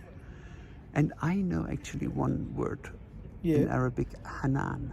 Hanan. Yeah. Hanan is like also a form of love, I think. Hanan can be a form of missing, form of love, Solidarity. like missing someone. Hanan, it can be, or like love, or like. I can't explain Hanan in English because there is no such thing. But Also like Hanan is comfort, you know, it's like comforting someone. That's how you are Hanun, which means you're comforting. I'd say that's the closest thing, but it's not the same exact meaning. Hanan has more love to it. I'm really overwhelmed. I learned so much. And yeah, I don't want you to feel uncomfortable because Not like I'm comfortable. crushing into your No, it's meeting. alright, It's your meeting, your friends, and this was like not intended to do such a long recording. it's alright. Now it developed from, and I told you I'm an interesting person, bro. yeah, really. Yeah. And can I ask you a specific question? Me? Yeah, is it okay? Or of course, go I for don't. it. I don't want to be really occupying you too No, much. it's okay, it's Free okay. space, go for it. Free space. Safe Because Free space. Safe space. Yeah. something that you mentioned earlier is still in my mind. You talked about split city, that you Yeah. experience in Cyprus, a split city. I've never been to Cyprus. Yeah. What's the name of the city? Nicosia, but the whole island is split. But it's the only capital, I think, one of two in the world that's split. Nicosia. Nicosia. Nicosia, yeah. Nicosia. And the other capital is? I don't know, to be honest. I don't know if it's the only capital or one of the two. But yeah. But I'm referring to Berlin because it was split until '89, and probably then Nicosia Yeah. was also split. Yeah. Since when? I don't know. Approximately. No. Well, it became. They opened the borders in 2004. So before, Turkish Cypriots and Cypriots could not pass the border. So in 2004, less than half of the country, you couldn't go to it, basically. And in 2004, that's when it kind of became split in a way. And where you could cross legally. Well, it's a weird experience, like, because the way that it happened, a lot of the places, so Turkish Cypriots had places in Cyprus. Do you mind if I ask you for the charger? Yeah, of course. It's the least I can do for you. Do you need a cable? Yeah, I need a cable. I have a USB-C cable. No, I need a lightning cable. I You don't only have a USB-C Oh my cable God. because this is the No! 15. You flexed on me again. It's the 15 model, and it has a USB-C. Yeah, I know. It's alright. Oh my God! Actually, yeah, I really. No, You it's have okay, to it's carry okay. a charger, dude. Bro, my Come phone doesn't on. work. If you find someone with a cable, this power bank is yours. Nah, it's okay. I'm Thank so you sorry. much. Anybody. Oh, shit. Anybody? The girl on the bike. But for you, I will always carry a lightning cable for the please, next actually, time. we need that. Also, we need to get your YouTube channel name. Yeah, I will tell you everything yeah, later, yeah. before I say Excited to see goodbye. this one. Yeah, oh yeah, definitely, because you... It's crazy. It's crazy. But I don't know why I'm doing it. I'm just doing it. I can not do it. Do you understand? Yeah, Yes. I You cannot have not to- do it. I think it's Charles Bukowski who said, if it's not killing you, then you shouldn't do it. So, No, I don't know. I have to do it. I like to do it. Charles I like Bukowski. to do it. yes. It's not kidding you, you should do it. There you go. That's it. Is it? If it's not killing you, You should do it, right? no. You If shouldn't do it? Bro, no, that doesn't make no. sense. If it's not killing you to get out of you, then you shouldn't do it. Like if you have this Right. idea in your head that you need to get out and it's like killing you that you're not doing it, then you shouldn't do it. Sorry, no. If it's not, no. If it's killing you, that you're not doing it, then you should do it. And if it's not killing you, like it's not wanting to get out of you, you shouldn't bother. Charles Bukowski. Charles Bukowski. But no, Bukowski. Bukowski. Okay. The Polish Said the blood, Polish brother. man. Yeah, because Is he's Polish? yeah, I'm from Poland. Yeah, so you know, like especially like you know, like I really enjoy Berlin Polish name. because Bukowski. Yeah. Many wonderful writers are from Poland, actually. Yeah, Yeah, Kochanowski, Twardowski, yeah. Also, this famous journalist Ryja Kapuczynski. Or Kapuczynski. Kapuczynski. Yeah. I read some translations into Yeah. German. He's wonderful, Kapuczynski. Most of the and you know like I really enjoy Berlin because you know like our country was under the communism, so all of this was under like the Eastern Bloc. The same like here, Berlin. So it's like So you know like when I see some buildings, I was like I'm feeling like at home at some point, you know. Yeah. It feels like Poland. Yeah, it feels like Poland. we visited one village outside of Berlin, like 30 kilometers, I'm just stretching. and I told Francesca, but it looks like my city, and she was like, yeah, it looks like Poland. It really does. Yeah. And also the Polish cinematographers, Ooh. like the cinematography in Poland. Yeah. The filmmakers, Yeah. wonderful. I know that the famous festival in Łódź. In Łódź, yeah. And even in Netflix, they have many Polish movies. Yeah. And I like to watch the Polish movies in Netflix because they are so the language is not so important for me because I read the subtitles. But But how do for you say the vibe, you're for the vibe. film student? How do you say the photography? The, Oh, the camera, the camera. Yeah, the cinematography. The cinematography, the real cinematography, this is so beautiful. How they shoot the movies, like the composition Yes. of the okay. frame, you know? Like, I think the Polish, they really are Underrated. artists. Underrated. You can a little bit, appreciate yeah. the visual Underrated is sometimes. And the visuals. the I'm a visuals person are who- It's an excellent. overstatement, bro. I would rather watch a movie. Like I don't like the dubbed things. If I'm Yeah, gonna watch a subtitles are movie in a language that I don't know, I'm definitely gonna watch it with subtitles. Subtitles, yeah, always subtitles. Yeah. It's Original. not as like there's many times when I watch it with somebody who watched it who knows the language that it's in, and they're like, this has a completely different meaning. But I mean, it's better than dubbed, 100%. Yeah, I never watched dubbed movies because the language is not only the meaning of the word; it's the emotion. Yes. It's the The expression. Yes. It's the whole expression. And in a dubbed movie, you don't have the expression. You don't have the emotion. It's just the meaning. It's so technical, mechanical.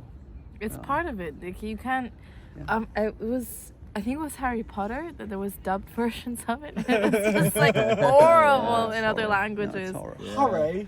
Harry Potter. Alright. Hooray! How are you feeling today? So just some specific points. First of all, I have the quote. If you want, you can read it. Oh, Goodreads. I like Goodreads. Oh, Charles. Okay, you want me to read it all Yeah, of it? just if you like. My dear, find what you love and let it kill you. Let it drain you of your all. Let it cling onto your back and weigh you down into eventual nothingness. Let it kill you and let it devour your remains. Sounds like For Max. all things will kill you, both slowly and fastly, but it's much better to be killed by a lover. Falsely yours, Charles Bukowski. Okay. Bukowski. Yeah, thank you for mentioning it. I also did not know the exact quote. That's why I was googling it. And then you are a student of film, Yes, film and motion design to be specific, but yeah. motion design is Like animation, stop motion, that sort of thing. We did a project with Animate, Adobe Animate. That was cool. Yeah. And is it a film school in Berlin? Yeah, not specifically a film school, it's just a university that provides a course in film. The University of Europe? You've seen Potsdamer Platz. They have different areas that they are based on, like Hamburg, Dubai. They opened the one in Dubai. Yeah, Hamburg, Potsdam, Dubai, bro. Berlin. Okay. Yeah. Okay, but sorry, I don't want to jump too much. I'm very interested in Yeah. studying film, but the split city thing, yeah, because Yes. just very briefly, I've never been to Berlin when it was split. First time I came to Berlin, it was after unification, wall, after the wall fell down. So I don't know how it feels to be in the split city. It And feels like a very childish thing. And this It is what I feels want like to I'm know. in between politicians that want more. Mr. Gorbachev, tears bow that wall. Yeah, like the Reagan said. Yeah. I mean, I mean, like. I knew it more when the pandemic happened, because my high school was very close to the Green Line, which is where like you have to show your passport to be able to cross to either side. This is the border through the city, the Green Line? Yes, the Green Line is and there's a buffer zone as well in between, but the Green Line is where you technically go and you have to show your ID and be accepted into the country or whatever. And I noticed it most in the pandemic because one of my closest friends, she couldn't cross without a rapid test. And that was true for many people, so she couldn't have her education basically because she couldn't pass the border for whatever reason. She needed a COVID-19 rapid test to cross the border. Every 24 hours, yeah. I remember it very clearly because I was like, I can't see my friends because... Every first- 24 hours? Yeah, because the test... For the same city? Yes, for the same city, just 2 meters across, and you had to do all this shit, and in some circumstances you had to pay for it, but because she was a student, I think she got it for free, but it's still fucked up because you have to wait, you have to have something stuck in your nose, wait for the test result, and then be able to go to school. So it was kind of fucked up. Okay, the split city means there's really a border crossing. Yeah. And you have to show papers and things like that. Do you get an even stamp, or if you're a frequent border crosser? No. It's very relaxed, but But there's a control. yes, and I felt to check it. your Yes, ID. yes, I felt it the most. This was before the pandemic, but I was crossing with my friends. I just gone there because one of my friends was like, "There's this cool burger place, you know." And we went to eat, and then as I was coming back, this lady, the police that was checking the IDs, I think I was 14 or 15 at the time, and she's like, "Do your parents know you're here? Why are you coming from the Turkish side?" Because there's a big stigma that the Turkish side or the occupied side, there's a lot of controversy about that, but there's drugs involved and there's people smuggling and stuff. And she was like, if I call your parents right now, do they know that you're here? Are you dealing drugs? And I'm like, fucking hell, I'm 14. I just wanted to have a burger. And I'm being interrogated for drugs. It was very strange. Really? Yeah. That was the only time that I was kind of like, this is a bit fucked up. I mean, it's all my country, but it's still in my head, this is the occupied side, this is the Turkish side. If I'm gonna go, it's a whole day trip. Like, especially if you go with the car, you have to wait at least half an hour on the less busy days to be able to cross, to see a country that it's mine. It's supposed to mean where I'm from. So you're from which side? The Greek side. The Greek Cypriot side.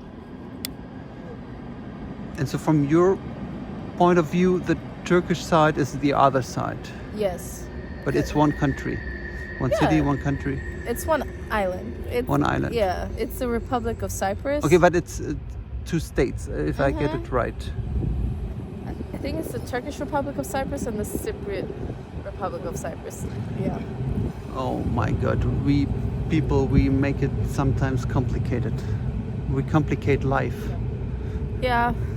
It's sometimes a fault of my own that I don't pay attention to politics, but I feel like there's no real end to it. I mean, we don't have a wall that people can physically penetrate and like get rid of it.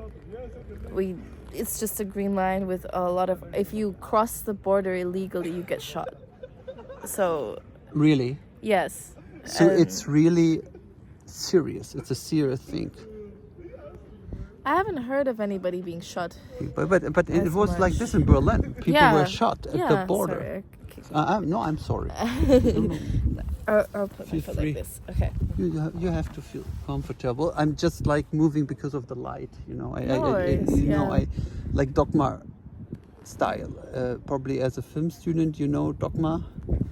No. The Scandinavian movies from I think the 90s. Oh wow. Okay. The dogma films, the fest, the party. I don't know the titles in English. I know the German titles. And dogma was the idea to shoot just with the light that is there. Okay. No What's additional available? light. Yeah, what's available to you. Use the available light. And what I'm actually doing right now, not using additional light. I was wondering how is this? This isn't a gimbal, right? Because it doesn't. No, this is actually a monostative. Is that tripod? Yeah, but it doesn't have a. It's a mono. Okay. May I show it to you? Yeah, sure. I can extend it. Okay. You know It's what? actually for sports photographers. I've been working as a sports photographer in the past. And then if you are like a sports photographer, for example, now at the upcoming European Soccer Cup Mm-hmm. or the Olympic Games in Paris. Yeah. You Yeah, have use this this. lenses like 400 millimeters, 500, 600, 700, maybe even up to 1000 millimeters. Oh wow. Okay. And they're quite heavy. Yeah, I can imagine. So like being a sports journalist, you really have to carry a lot of gear, Yeah. heavy gear. Yeah. So And then you use this monopod. I think the English word is monopod. Because there's I've never heard it, but yeah, tripod and there's monopod. Gee, I'm just that makes sense. struggling here with the. It's okay. You don't have to show me. Yeah, but can now hear it. I actually want to use it because it's more comfortable. Okay. And then you put the lens on the monopod. Okay. The lens, not the body, because the body is not as heavy as the lens. The body is where you're doing the picture. Yeah. But what is really heavy is the lens. Yeah. Lenses can be really fucking heavy. So fucking heavy. And I mean, for example, if you have to capture a soccer game, it's at least 90 minutes without Yeah. additional time. And like, you really need help. And then you have this monopod and not a tripod, because a tripod you need more time for the setup. Here it's easy. You can move easier, and in the sports photography you have to move a lot. Yeah. Because this You have to follow everybody of all their movement. the people who do the sportsmen and women, they're moving. Yeah. That's sports. Yeah, everything is in motion, quick motion. And I mean, like, there's chess. Chess is also sports. There's Come probably- on, it's like more of a board game. It's not Yeah. really a sport. Yeah, it's actually sports, and it's actually also challenging to capture chess. I did it. I captured chess, but you don't need a super tele lens for chess. You can even do a wide. It's very sat wide down. lens, yeah. Yeah. But what I wanted to say is about the split city, the divided city. Yeah. When Berlin was divided, you had this wall, the symbol. Yeah, we know of- about that. Yeah, it was the symbol of the separation. And in your city, in Nicosia, you don't have this No. we visible symbol. don't. Not really. We just have what we call the green line, and as I said before, like the buffer zone. But that's it. So you have, from what I've seen, like you have the police stations that center it in a way. So you have different places. The main ones are in Nicosia, and there's some in Famagusta, there's some in Morpho, I think, and yeah, and they kind of, I don't know how you map it out, but there's nothing like physical except those. There's nothing like a you whole want to wall say? to separate it. Okay, because now you came to Berlin from a split city, Yeah, to a city that is was previously, unified. yeah. Unified. And I think you are someone who really appreciates this place that is not divided anymore. I'm sure I think many people who come to Berlin now do not really appreciate it, or are not really aware. Yeah, because They just take it for granted. Yeah, it's a city, of course. Why should a city be divided? They take it for granted that it's not divided. But you Yeah. are probably, you appreciate it. it's, I guess, I've kind of seen it as two different things. They're connected by one thing, that they were split before. And Berlin, the most noticeable thing was the architecture. Like, I like being able to identify these buildings were in the east and these buildings were in the west, and like they haven't changed. Yeah, but it's one of those things where you don't realize it consciously, and now that you're saying it, interviewing me, I'm like, that's actually a really good point. I didn't think of it before, but I don't think we're gonna have a unified Cyprus anytime soon. Oh, really? No, I don't think so, because it's been how many years in the making, and we're in the European Union now. Turkish Cypriots, not Turkish Cypriots, the Turkish side, the occupied side, is able to thrive without having to be unified, even though they're not recognized by any other country except Turkey. They're able to go forward, so I don't think there's a reason for them to want to be unified, you know? It's very political. I'm not into politics that much. We don't have to Yeah, but I mean, any farther, but I just want to talk about you because of it's in my collective yeah, memory, even if I do not witness the separation of Berlin. It's in our collective memory, yeah. and you know, the museums, the movies, the oral history people tell me who experience it. I love to talk to people It's very as interesting. eyewitness. Yeah, witnessing people who have the stories. Yes. It's really important. Me and my boyfriend, him, we saw a woman who was talking about. We were waiting for a bus, and she was talking about how she's an artist. She lived in San Francisco in the 80s. She studied film. Cool. Those things, they keep it alive a bit. I feel like there's a part of humanity that's a bit dead right now, to be honest. Like Humanity is dead. Or a little bit, a part of humanity is a bit dead. Which part is there a specific part? I talked about the genuineness. I mean, The genuineness. for a long time, people were not. I mean, so everybody has a mask, but for now, it's easier to mask things. To pretend to be someone. Yeah, or like to set mask. ego is bigger now. Like you have a different perception, you have a different personality, and you can set it maybe easier with the clothes you wear and this and that. I don't know. This is from me growing up with technology. Maybe it was the same in the past, but in a different format. Like people always cared about what they listened to, what they what they wore, and what they thought. But I feel like now that we have social media, It's a booster yeah, for it is a for the booster. mask. Yeah, it's Like it's a different medium. make this phenomena stronger, faster. Exactly. It is faster because like you can post something, you can set up a picture, you can set it up exactly as you want it, and you can cut things like that with the interview. You can like cut things to make it seem like you said something we never said.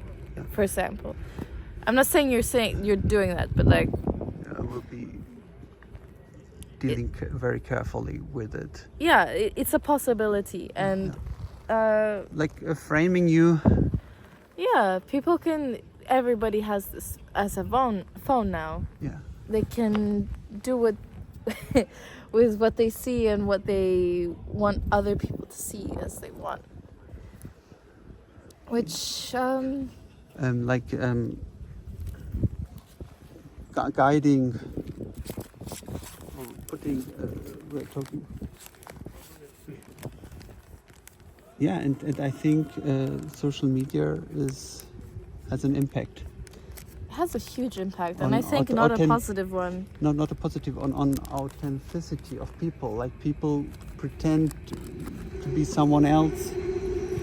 People are not human in the way because people forget that cruelty is part of nature, and sometimes you have to be cruel to be able to get important shit out, and everybody has to experience some hardships to be able to become like what they're meant to be. Like people have it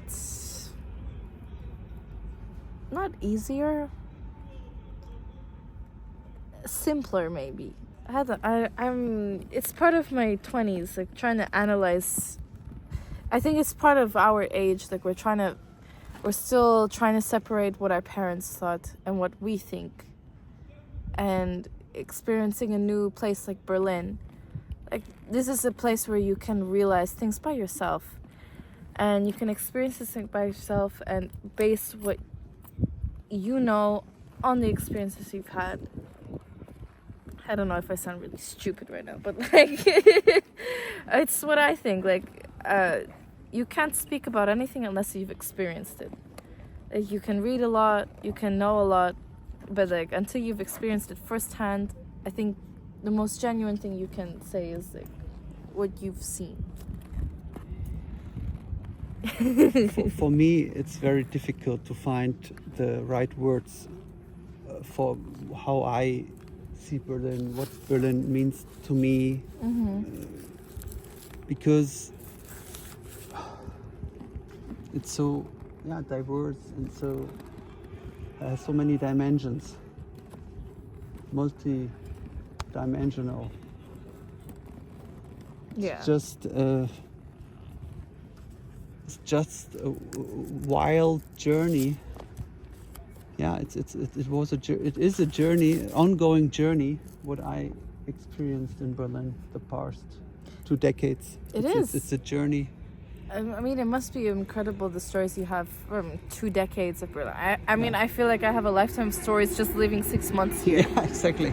You know, like, you take every moment as it comes, and you can have the worst experience of your life, but it's how you react to it and what you take from it. I feel like a lot of people are ready to be depressed and ready to hate things and ready to hate the world, but it's what's available to you and what you're ready to accept and what you're ready to how you're gonna take it in for yourself. Like, let's say you've had a shit day at work, you can let it influence your whole day and your whole life and be like, my fucking boss hates me, he's out to get me. Or you can be like, okay, this is just the point I have to start with, and he's shit, but maybe I can be on top of him one day and just like rise above that. Like, what can I do with a shit situation? Oh fuck, I forgot it's Monday. Yeah, it's Monday, brother. fuck. You have to catch the last metro. Yeah, a little bit, yeah. Otherwise, you have to 10 minutes, yeah. walk home. 10 minutes. Shit, okay. Which U-Bahn do you take? Oh, S-Bahn. Zex. I think S-Bahn. I actually am gonna take the Uber. Uber? Yeah, To bro. Potsdam? What can I do, bro? Fuck. Yeah, maybe the S1 to Potsdam. From No, here? I'm not going to Potsdam. I'm going to nearby Tempelhof. Okay. But like, yeah, I think I need the Uber. Maybe, chill out. It's not We don't gonna. have like 10 minutes. But I feel like, you know, like we need to go, like we're gonna smoke and yeah. Thank you so much for the interview. Thank you so Very much. good. I Very wish you appreciate it. a Very nice appreciate it. evening. Yeah, Thank you you. too. You too. I will tell you my name Yeah. and just stop the recording. Yeah. Thank you so much. And I'm sorry I crashed into No, you. no, it's no. okay, It it's was okay. like, It was actually a nice It was, interview. it was, yeah. It was a really nice interview. Hi guys, how are you? Do you mind if we do a short introduction? I'm Martin from Berlin. Nice to meet you. Hi! Who are you? I'm Kelly. I'm from Perth. Kelly from Perth? Yes. The Perth in Australia? Oh, that's far away. Yeah. Welcome to Berlin. Thank you. I'm Michael. I'm also from Perth. Also from Perth. Yeah. So this is the Perth community. No. Okay, first short introduction. I'm Emily and I'm from Melbourne, Australia. Emily from Melbourne. Okay, so far people from Australia. Hi, I'm Sophia. I'm from Sydney. Sydney, Australia. Yeah. Hi, I'm Mia. I'm also from Melbourne, Australia. Nikki from Sydney as well. I'm Ali. I'm also from Melbourne. Okay, so welcome to Berlin, all of you. That's very interesting that I met you because you're from Australia, and this is a continent far away from Europe, far away from Berlin. So what brings you to Berlin? A Kentucky. Yeah, we're on a Kentucky. We're all traveling. around Europe. We got here today. Yeah, it's our first night. You in got Berlin. here today? Yeah. Oh my God, I'm so sorry that you got this impression, like meeting a crazy guy, asking you for an interview in a dark park, a dark garden. Oh my God. That would be weird. No, It's we- awesome. It's beautiful. So we haven't been here long, but we're absolutely loving it. It's First day in Berlin. So thank you for the honor being a part of your first day in Berlin. And so just to make you relaxed, not everyone in Berlin is as me. So They don't go around with Probably- cameras being like, be on my I'm YouTube channel. disappointed. I'm Yeah. disappointed. probably you won't run every day in a guy asking you for an interview. I'm starting to like it. Yeah. Don't want to raise expectations. So why Berlin? That's what the coach took us. With the Kentucky. So now I'm focused on this side, but you will also have the occasion to talk. So with the Kentucky, we're in 11 countries over 22 days. So we're just trekking along, and now we're in Berlin. On a coach bus. Yeah. Not a bus, a coach. Coach, how many days? 23 days. 23. 23? How many countries? 11. 11 countries in 23 days. So almost 2 days Yeah. for one country? We Yeah. just come from Amsterdam. Yeah. Ah, you come from Amsterdam. Yeah. Okay, so you will be here today and tomorrow probably. Yes. Okay, and then the next We station? leave Prague. Thursday morning and then we go to Prague. Prague. Yeah. Okay, by train to Prague. Bus. by bus. Oh, By sorry, bus. Coach, it's a coach. Coach. To clarify, it's a coach. Yeah, the driver doesn't like saying it's a bus, it's a coach. Very hard. Yeah. It's a coach? Yeah. Okay, please clarify, it's a coach. What is the coach? It's like a bus. It's more but- luxury. Yeah, It's yeah, more yeah. luxurious. It's a luxury bus. Yes. A bus is just like, you know, what you go to work in. It's We the have- public transport. We have seat belts and Yes. phone chargers. And our seats recline. And a toilet. Our seats recline. It's fancy. It's a fancy bus. Yeah, it's a Fancy bus. And you have a belt?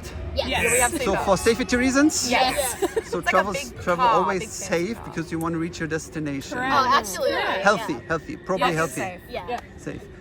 So the driver's hopefully not drunk. Well, we're hoping. He's a very I beautiful mean, driver. We saw him at the bar today. We did, But we're yeah. not driving But for he's another I saw driving him you at today. 1 a.m.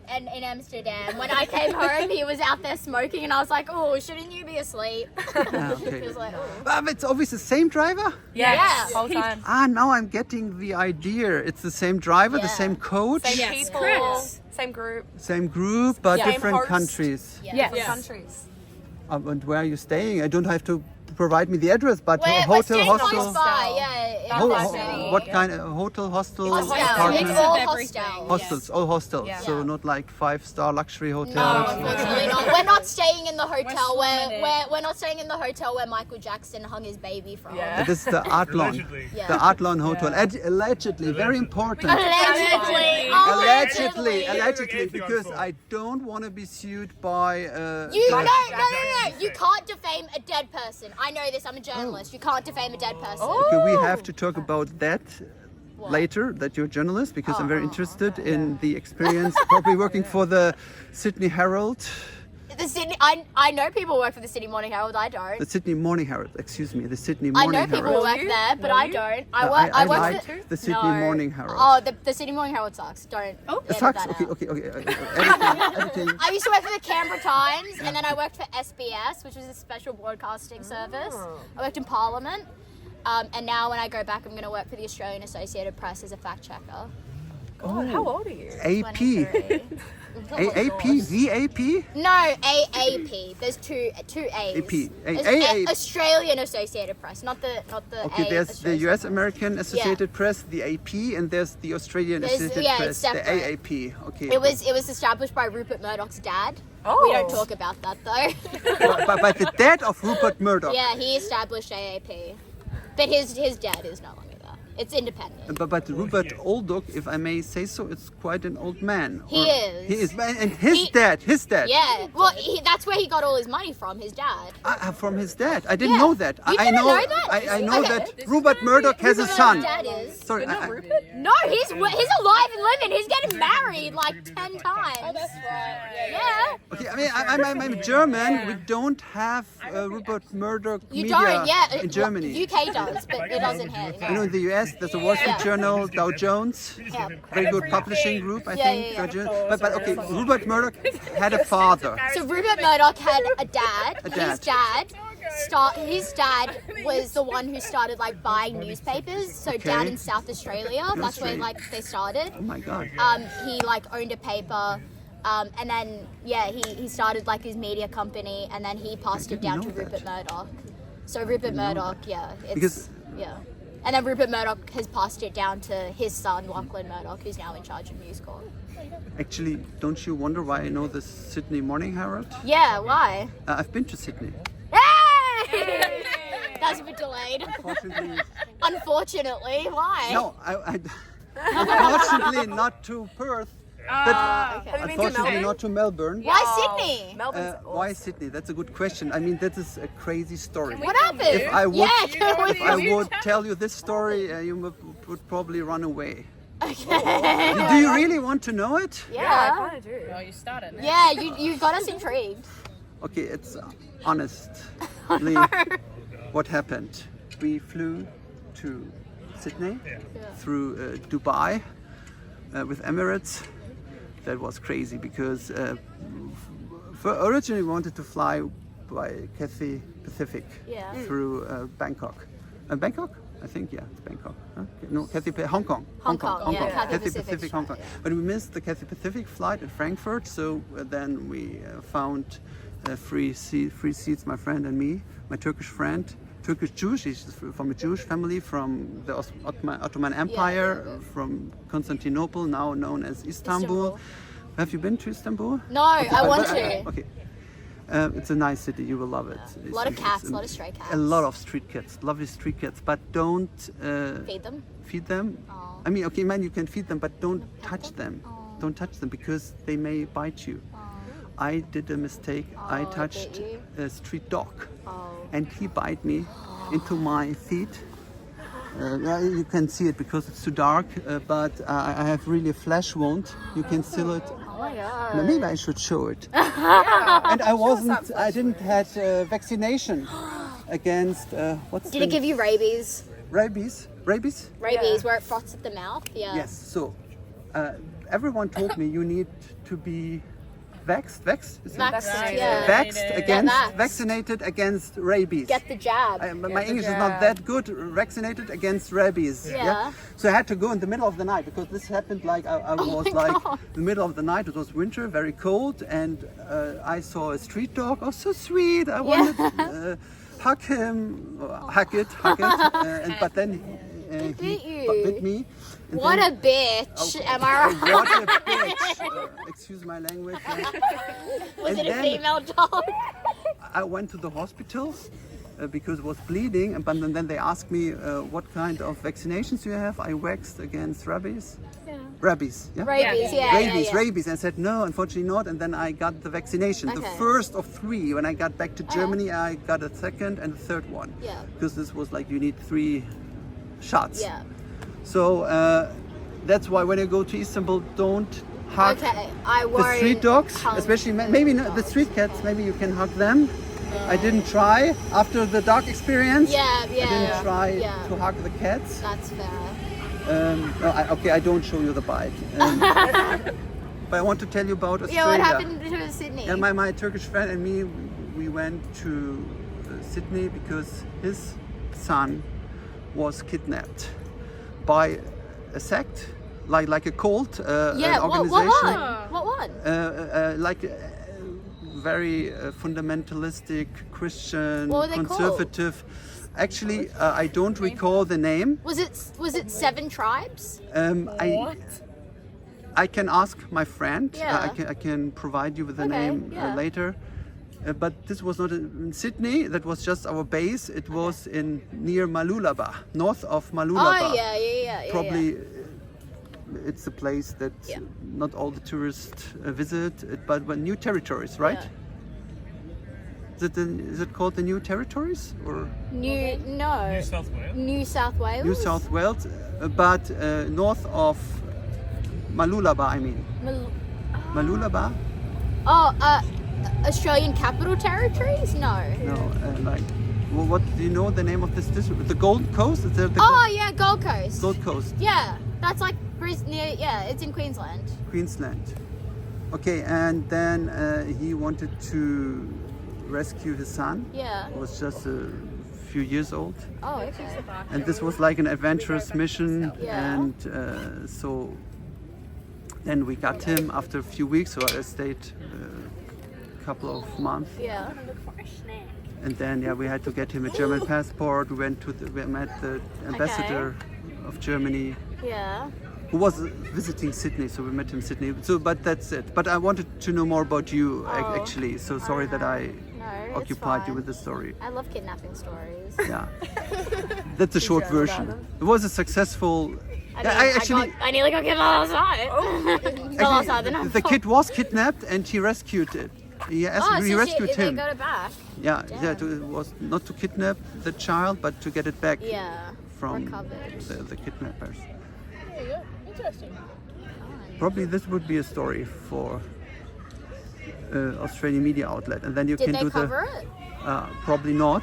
We didn't go to the press, but then you can fact check it. I shall. So how old are you? You mentioned it. I'm 23. 23, and so I think that's good for 23 to be in the fact checking business. I mean, I haven't started yet. You haven't started yet. No, so when I go back in July, I'm starting. And how did you get the job? Well, I mean, I was living in Canberra, and I was working. I'm from Sydney, but I moved to Canberra after university because I got a job with the paper, and I was happy there. Liked it, I did all sorts of stuff, and then I got a job offer to work in Parliament, which was what I kind of always wanted to do. I was really interested in it. I'd done it for like 3 months at the paper, so I was like, yeah, I'll do it. And it was with like a bigger organisation, and I went there, and it was good. Like, I got to be on TV, I got to like write, got to do radio. But then I don't know, I just got like really anxious and like started having panic attacks. And Really? no one at work was really that helpful. Everyone was quite old and like didn't get what I was Sorry going to through. hear that. Yeah, and I just feel really left out and really shit. So at the start of this year, I left last year and went to hospital for a bit, and then moved back to Sydney. I'm so sorry. I It's didn't see that. okay. I'm sorry. Get on your equipment. I I don't messed know. around. Do you get on my tabs? You're not the tabs. The tabs. It's fine. It's fine. No, it's fine. I love that happened while I was I telling didn't everyone want about to the time I waste- was in like a mental ward. Oh no, that's alright. Such a wonderful soft drink. I know.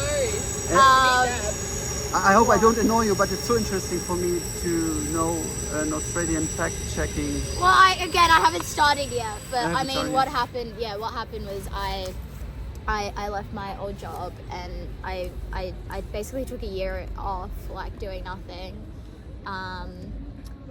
because I was so burnt out and in like such a bad mental state, and I didn't even know if I wanted to go back to journalism with like everything that's happening. It's kind of been quite stressful to see how the media's covered certain things in the last couple of months. But yeah, this job came up, and I was like, that'd be really interesting. It's still in journalism, but a bit different. You can kind of actually make a change so people don't fall for fake news.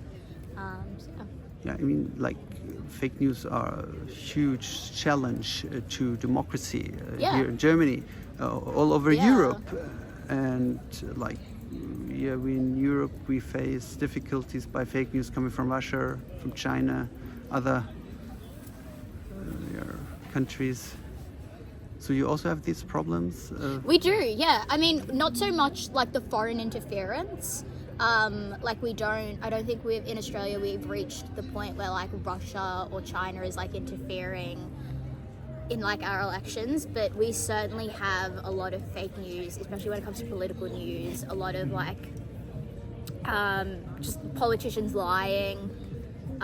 You know, certain politicians just, you know, making up lies for political gain and votes, and you know, certain media outlets just not being that thorough, you know, not checking their own facts, and that's where I guess fact check journalism comes in.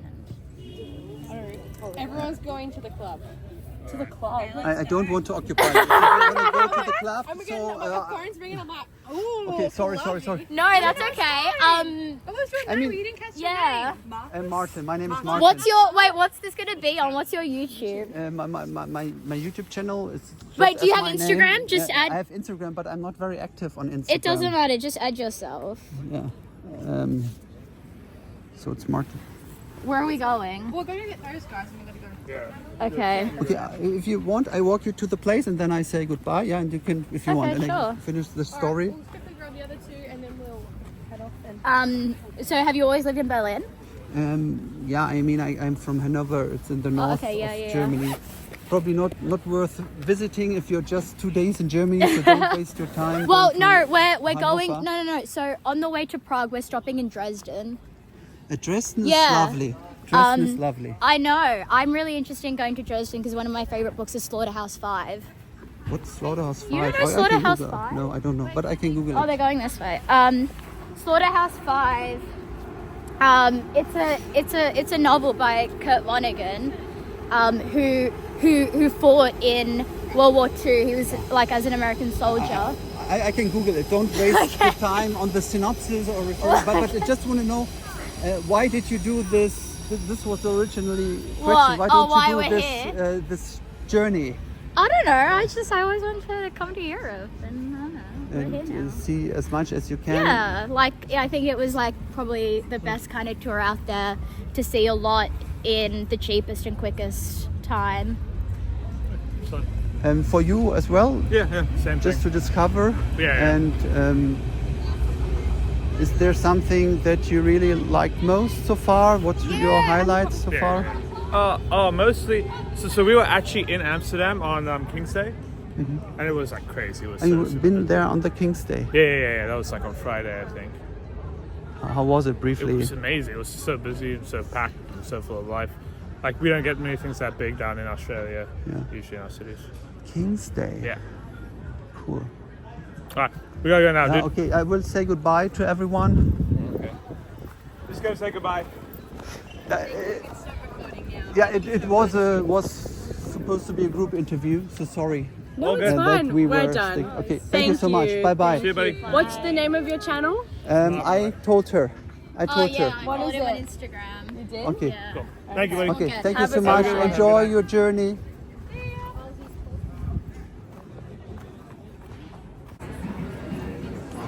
How are you? How am I? How do you mean? Yeah. What's up? How are you feeling? Are you happy? No, we could be worse. We could be worse. Are you enjoying Berlin? Amazing. Amazing, huh? No, What like- What's your favorite thing about Berlin? What do you like in Berlin? I like how it's very like accepting. You know, you can drink where you want.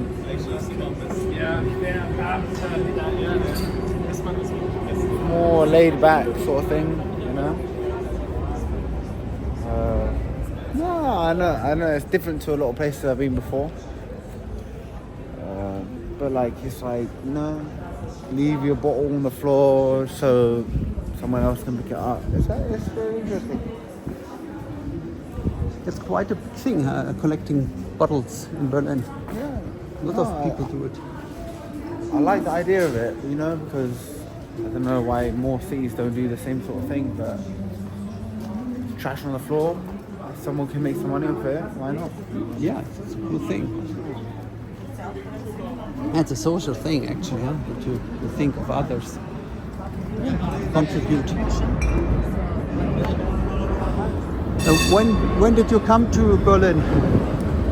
I came to Berlin about 4 or 5 days ago. So recently. Yeah. So not a resident. No.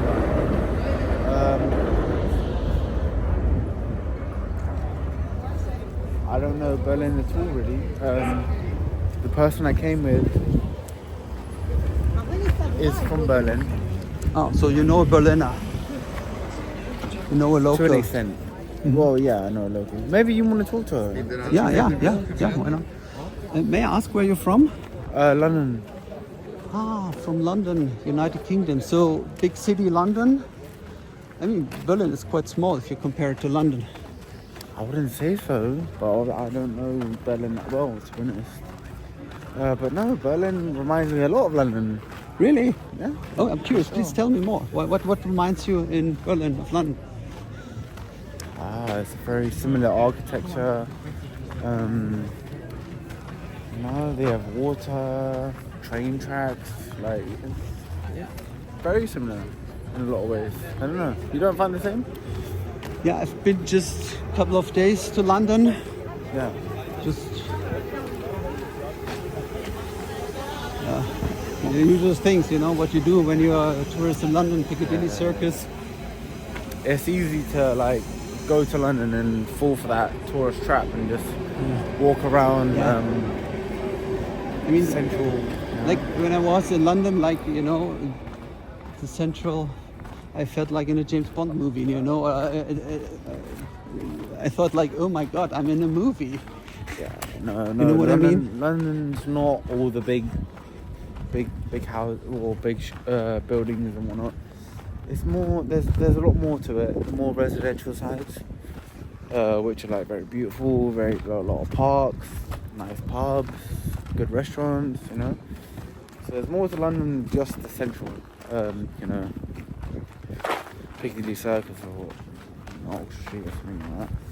No, there's a lot to London, and I think a lot of people always miss out on that side of London because they only go for a few days. How long are you going to stay? I'll be in Berlin for at least another week or two. Oh yeah, okay, cool. I haven't decided how long I'll be here. So don't.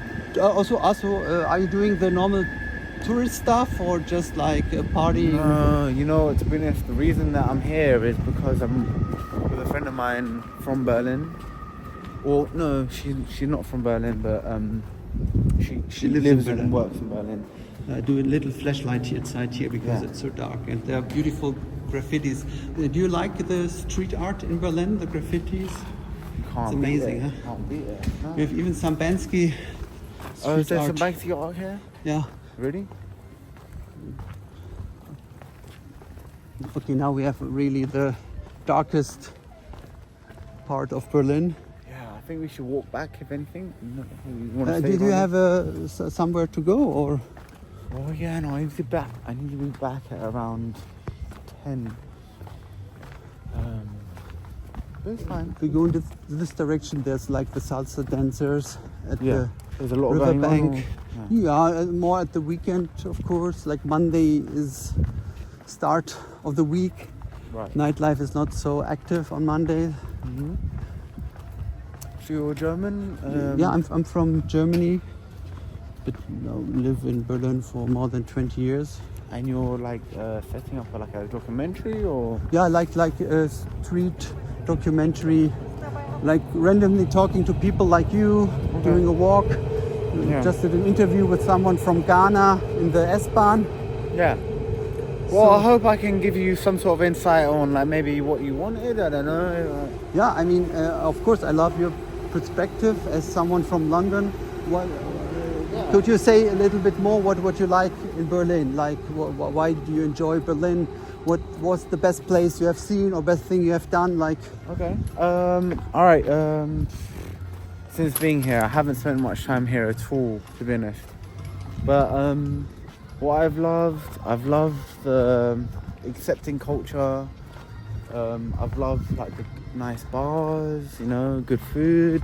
any bar in particular? Do you remember a name or name of a spot?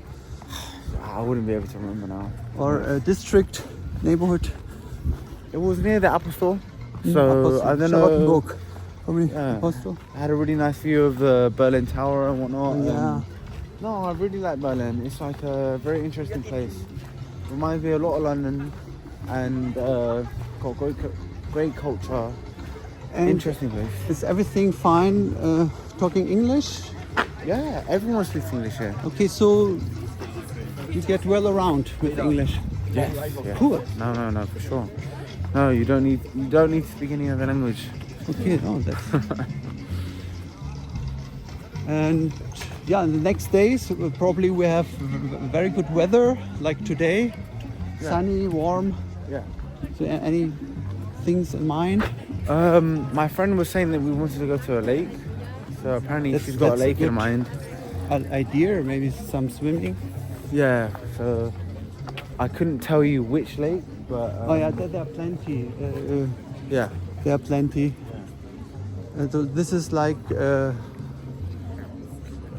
gallery district, and here is like more the government district. Here's unter den Linden, the main boulevard, Yeah. and here's like the synagogue. Synagogue. Yeah, the most beautiful synagogue of Berlin. Would you like to see it? If you want. I mean, like just from outside. It's just at the end of the street. It has a lovely architecture. Yeah, well, Or do you have something in mind where you want to go? I don't want to occupy you. I need to be back by 10. So I'm going to be busy in the next... How long we got? 15 minutes. It's 9:45. I said we walk back to where we were. Okay, and then I will leave you alone, okay? Yeah.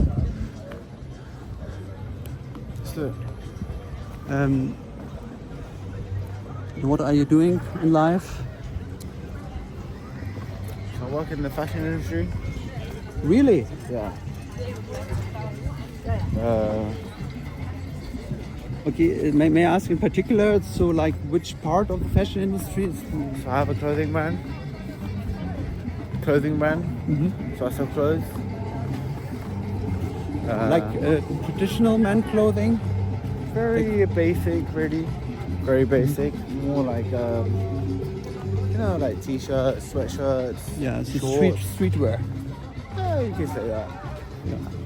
Casual. Very casual, Casual. but it's Casual. organic. Okay, I like this. Organic, so use sustainability. Yeah. Fabrics that are sustainable. Every purchase comes with like more than you think. Like it's like what 2 trees get planted, like a load of money goes towards a refugee camp. Like it's like loads of things are happening. That's good. Thank you for telling me that. I think that's the story of the interview. So it's fair trade. Oh no, yeah, for sure. Yeah. Cool. no. Organic, fair trade, sustainable. Sustainable. You know, just simple. Fair fashion. Simple, very comfortable, really economical Cool. clothes. And whoever wants to wear it, I'm sure they'll have a great time wearing it. Because No, only because it's that Yeah. comfortable. Honestly. that's good. I mean, No, honestly, I like, appreciate I feel like this. you need to feel it. Like you need to feel it, right? Like Because like I want all people to have the right to migrate, to travel, to have good wages, you know, to have a good life. yeah, And if you can contribute contribute. Yeah. to a good life of others by fair trade, I think that's the first step. If I can give any money back, any chance I can, I will. I don't like Primark. I think from Ireland, Primark, yeah, where you buy a t-shirt for €3 and probably done by people in Bangladesh, No, it's all made in Bangladesh or something similar. and they are not paid very well. That's the problem. I mean, I can buy a t-shirt from Bangladesh if I know that people are paid very well. You know, it's an interesting topic because I think that a lot of people don't know where they're getting their clothes from, and even if it comes from the big names, that's probably still coming from some shitty warehouse, God knows where, Yeah. which they're gonna pay nothing for and charge you a load for. You know? And then this organic thing is so important because of avoiding pesticides. Yes. You know, I don't want a chemical bomb. I don't want to wear chemics that like course. harm my health. Not one does. I want to live healthy. And if I can find a shop like yours in London, like to buy clothes that are healthy, it's good. Like, yeah, cool. I think it becomes also more important. More people have this conscious. Yeah. No, you should have that. You're conscious Because to pay more. it's easy to buy a cheap T-shirt, but you don't know where that's coming from. You don't know where that's been.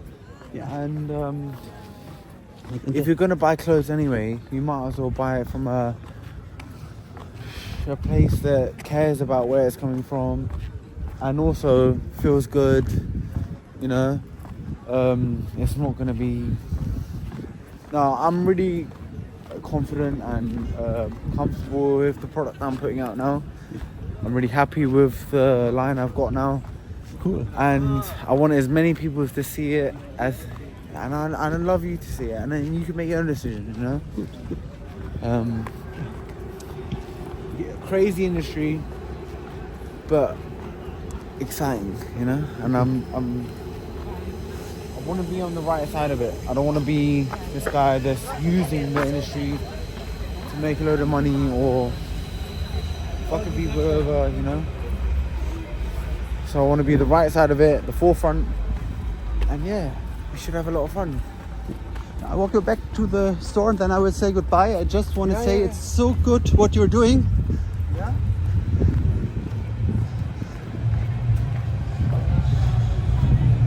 Wir akzeptieren mal die Privatsphäre des Herrn und entgegen unserer Gewohnheiten auch, ja, die Bäder zu dokumentieren, das Bäderleben, das Hammam-Lifestyle in Berlin. Wir respektieren mal hier die Privatsphäre des Besuchers.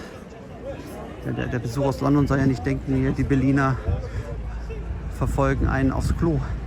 Nein. Sind Sie live? Nee, ich bin nicht live, aber ich quatsch einfach so vor mich hin. Das ist aber nicht live. Willst du was sagen? Ist das TikTok? Auf YouTube? Nee, auf YouTube. Ganz klassisch. Ich bin oldschool YouTube. Ach so, Ich bin nicht auf TikTok. Wollt ihr was sagen oder so? Was sollen wir sagen? 60.000. Also jetzt nicht so eine große Sache, ne? Wollt ihr ein Interview geben oder? Nein. Okay. What would you want to say? Yeah, I Ready, yeah? Yeah, I just want to tell you, I want that everyone in the supply chain, Yeah. gets a fair share. Then I'm happy. If everyone gets a fair share, I don't think that's true. and I think you can always improve things, but you are starting. Yeah, you're getting started, so that's good. And I love to shop in local shops. I don't like Amazon. I prefer to buy something at a local shop, and then of course I'm happy if it's fair trade and organic. So cool. I think nowadays big corporations, big companies are taking a hold of normal companies, you know, normal businesses that are like trying to do something special or do something unique. You know, these big companies are just sort of sweeping in and Go local, and like upcycling, recycling, or trade, it's not as easy as you clothes. think, like to help out, but always shop organic, I think. Yeah, shop organic, shop fair, Shop fair. and maybe like second hand. It's also an option, like to find a new re-ownership. Yeah, no, for sure. And even in Berlin, it's a good place, even for like creativity and upcycling. Like people collect waste from the ocean and do shopping bags. Wow. So they clean the ocean and they recycle the material for something good. So this is something what you can find, like, and I like that pretty much. And it's even vegan, more and more vegan clothing. It's also a good idea that animals do not have to suffer. Vegan leather, that's a big thing. Everything on our collection is all organic, all vegan. Cool. Thank you so much. Now I'm so happy that you talked to me because I would like to share this with my viewers and No, I don't mind. like to shop organic, vegan and fair. Well, if they do see it, Stella and Sylvia, Stella and Sylvia, Stella and Sylvia, Sylvia. Are you offering shipping to Germany? 100%. Check it out. I recommend it. I trust you. And cool that you offer shippings to Germany. Please excuse No, my of course. No, English. it's free shipping to Germany. Free shipment to Germany. And I wish you a lot of success. Thank you. Keep on going. Thank you so much. And enjoy your stay in Berlin. Greetings to your host or friend. Thank you so much. Bye-bye. Ciao. Ciao. All the best. Ciao. All the best, Greetings to London. Greetings to London. Greetings to the world. All the best. And keep on going with I will. fair trade, because really we should think about all the people out there. Bye bye. Ciao. You got one cigarette though? No.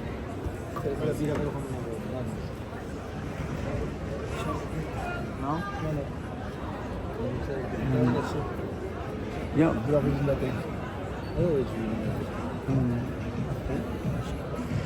Yeah, unfortunately, I'm a non-smoker. Otherwise, I would be glad no, it's to alright. offer you a cigarette, a I smoke. know, of course. So, just informal.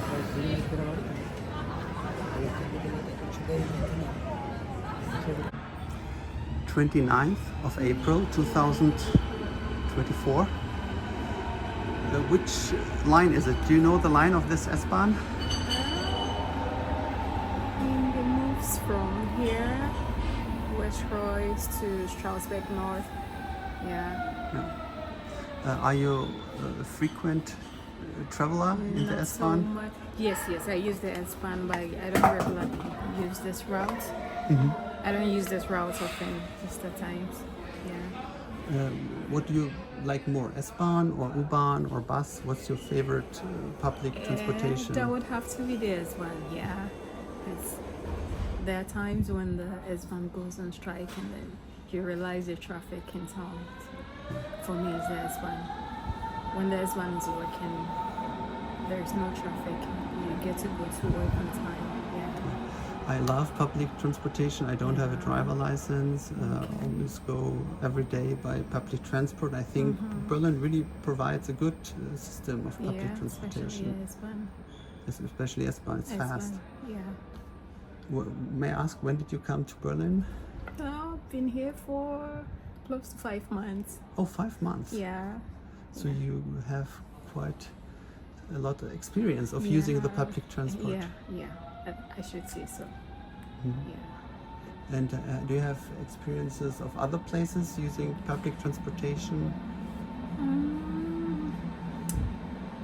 I would say pretty much the public transport here is efficient Is efficient. compared to other places. Where have you been before? I've been to other cities, and then from my home country to comparing to, it wouldn't be fair to compare to places I haven't been from my own home country comparing to here. I think that What's your home country? I'm from Ghana. Ghana. Yes, please. Yeah. So probably nothing that you can compare. Yeah, So I've never been to Ghana, so I can compare. that you can compare. I can compare. But maybe you can tell us what's the best things of Ghana. What's lovable in Ghana? Tell me some good things about Ghana, because now I'm curious, and I'm pretty sure there are a lot of good things in your country. Yeah, I think it would be the atmosphere, the work-life balance. There's comparing to Germany, I think the work-life balance in Ghana, it's fantastic. Here it's just work. So, and that's probably not really healthy. Yeah. If the work-life balance is disturbed. It's tilted to one side. It's more geared towards work. Yeah, you're aware of we have- workaholics. Probably in some societies there are not such a thing as workaholics. Yeah. But in Germany, you find everywhere. Everyone is a workaholic. Yeah. It's just work. But may I say something? What I experienced in Sudan. I've been to Khartoum a couple of years ago, and I went to a shop to buy some snacks. So I told the shop owner, yeah, I want these and these snacks. So I had the money, but he didn't want to sell me because he said, yeah, I'm watch a football game. I don't want to be disturbed by a customer watching the football game with my favorite club. And I said, oh, that's a good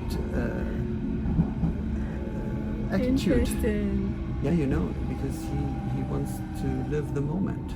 He doesn't want But I mean, to ruin the moment with a transaction, you know. for someone doing business, wow. But I think to enjoy this moment, to watch his football game was more important to him than selling something. Oh. You know what I mean? This is how I reflect this experience. That was quite a stream. That was a stream. I would say that was a stream. I believe the primary motive was to sell before the game. Yeah. The key is in balance, striking the balance between the work, not just using work hours for hobbies or other things. But then if it's properly balanced, I think it's perfect. And yesterday I spoke with a lady from Ukraine, and she said, in Germany you need an appointment for everything. Yeah. Even to talk with a neighbor, you need an appointment. It's true. And I'm pretty sure, if I assume what's going on in Ghana, that you don't need an appointment to talk to your neighbor.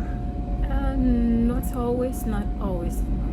You don't need an appointment for informal to talk to your neighbor or anything.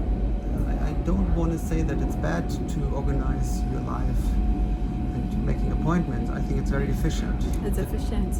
But on the other side, I think you miss space for encounters. Like today, we don't have an appointment. I just asked just you, random. can we talk randomly? And so probably next station you go out, then we don't see each other again. But we had this space of conversation. I think this is missing if you are organizing everything by appointments and.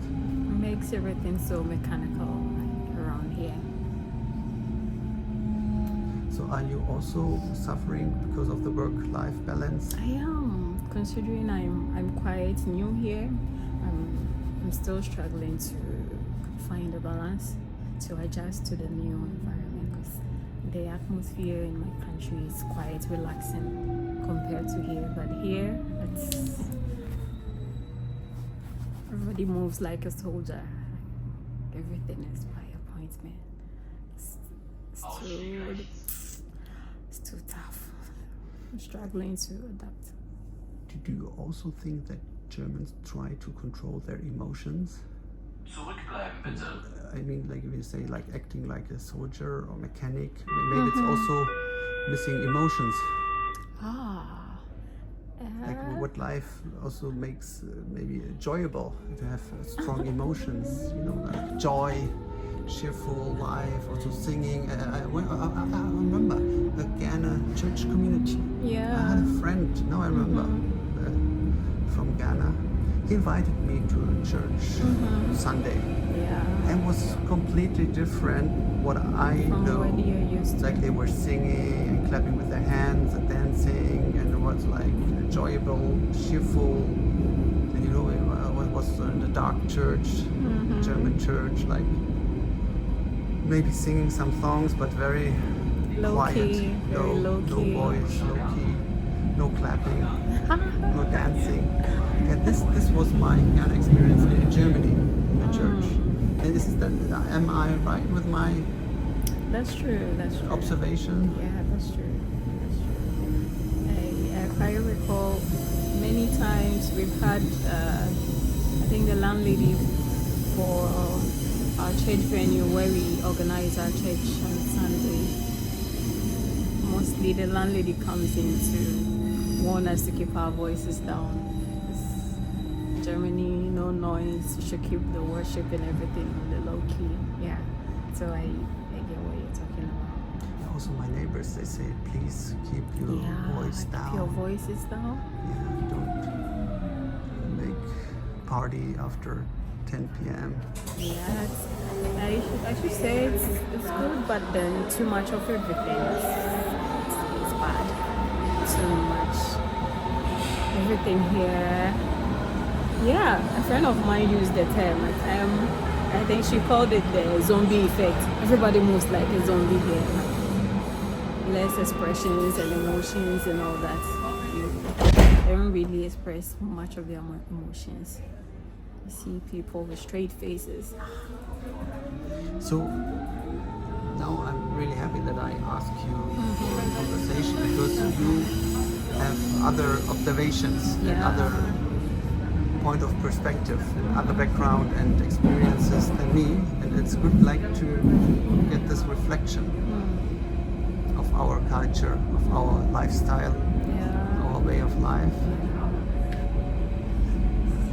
So, but you have to deal with it. What can I say?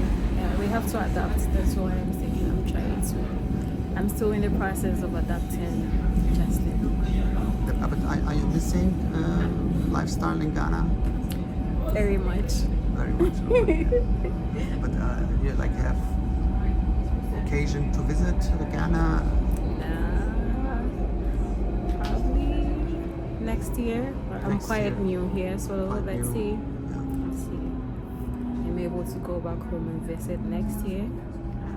But maybe, oh sorry, as I was in this church service, but people from Ghana, maybe you have a community of people from Ghana here. Yeah, we do have. So you have part of Ghana here in Berlin, and do you meet occasionally? But I think it's mostly a church service on Sunday, because everyone So you has, also go to church? yeah, everyone has a tight schedule around here. It's crazy. But then in your church service also with singing and clapping? Yeah, we do. It's just that frequently the landlady comes in to want us to keep it low, so it's kind of controlled now. We can't sing much, clap, and do the things we are usually used to doing back home. So we have to keep everything under control. But why do you, maybe this is your safe space where you can be as you want to be. Why you have to keep it under control? I'm just curious. The landlady. The landlord. The landlady. She's a landlady. She's German, and she tells us she hears the noise sometimes. The landlady. Yeah. So even if it's just 1 or 2 hours? So Yeah, it's just 2 hours. 2 hours. Yeah, 2 hours on Probably Sunday. have to change the location. Yeah, we're looking It's for a not new easy venue. to find a new venue in Berlin. It's I know, because right? it's so occupied, expensive. The rents are increasing. Do you experience Crazy, this? Berlin. It's crazy. So you don't have to answer the next question. As I don't want to know your personal details, not your address, not your name, but just the Okay. rent. How much do you have to pay? Range. Just the amount. The amount 400. Yeah, this is it's good. Yeah. It's okay. Yeah. But I know people who pay much more, even for a single room. Yeah. And this is like going crazy. I think mine is a good price. I live in a student wohnen. Ah, okay. But Yeah. even for a dormitory, Yeah. even for a dormitory, dormitory. you have to pay 400 Yeah. for dormitory. Yeah. No, I thought you have your own flat. No, Maybe no. a little single room, 1 bedroom. No, that's a student wohnen. Studentenwohnheim, Studentenwerk. Yeah. Oh, 400. Yeah. Oh, that's. I also lived in the Studentenwerk when I was studying at Freie Universität. Oh. Free university, but I paid less. It was a couple of years ago. Okay. 400. Yeah.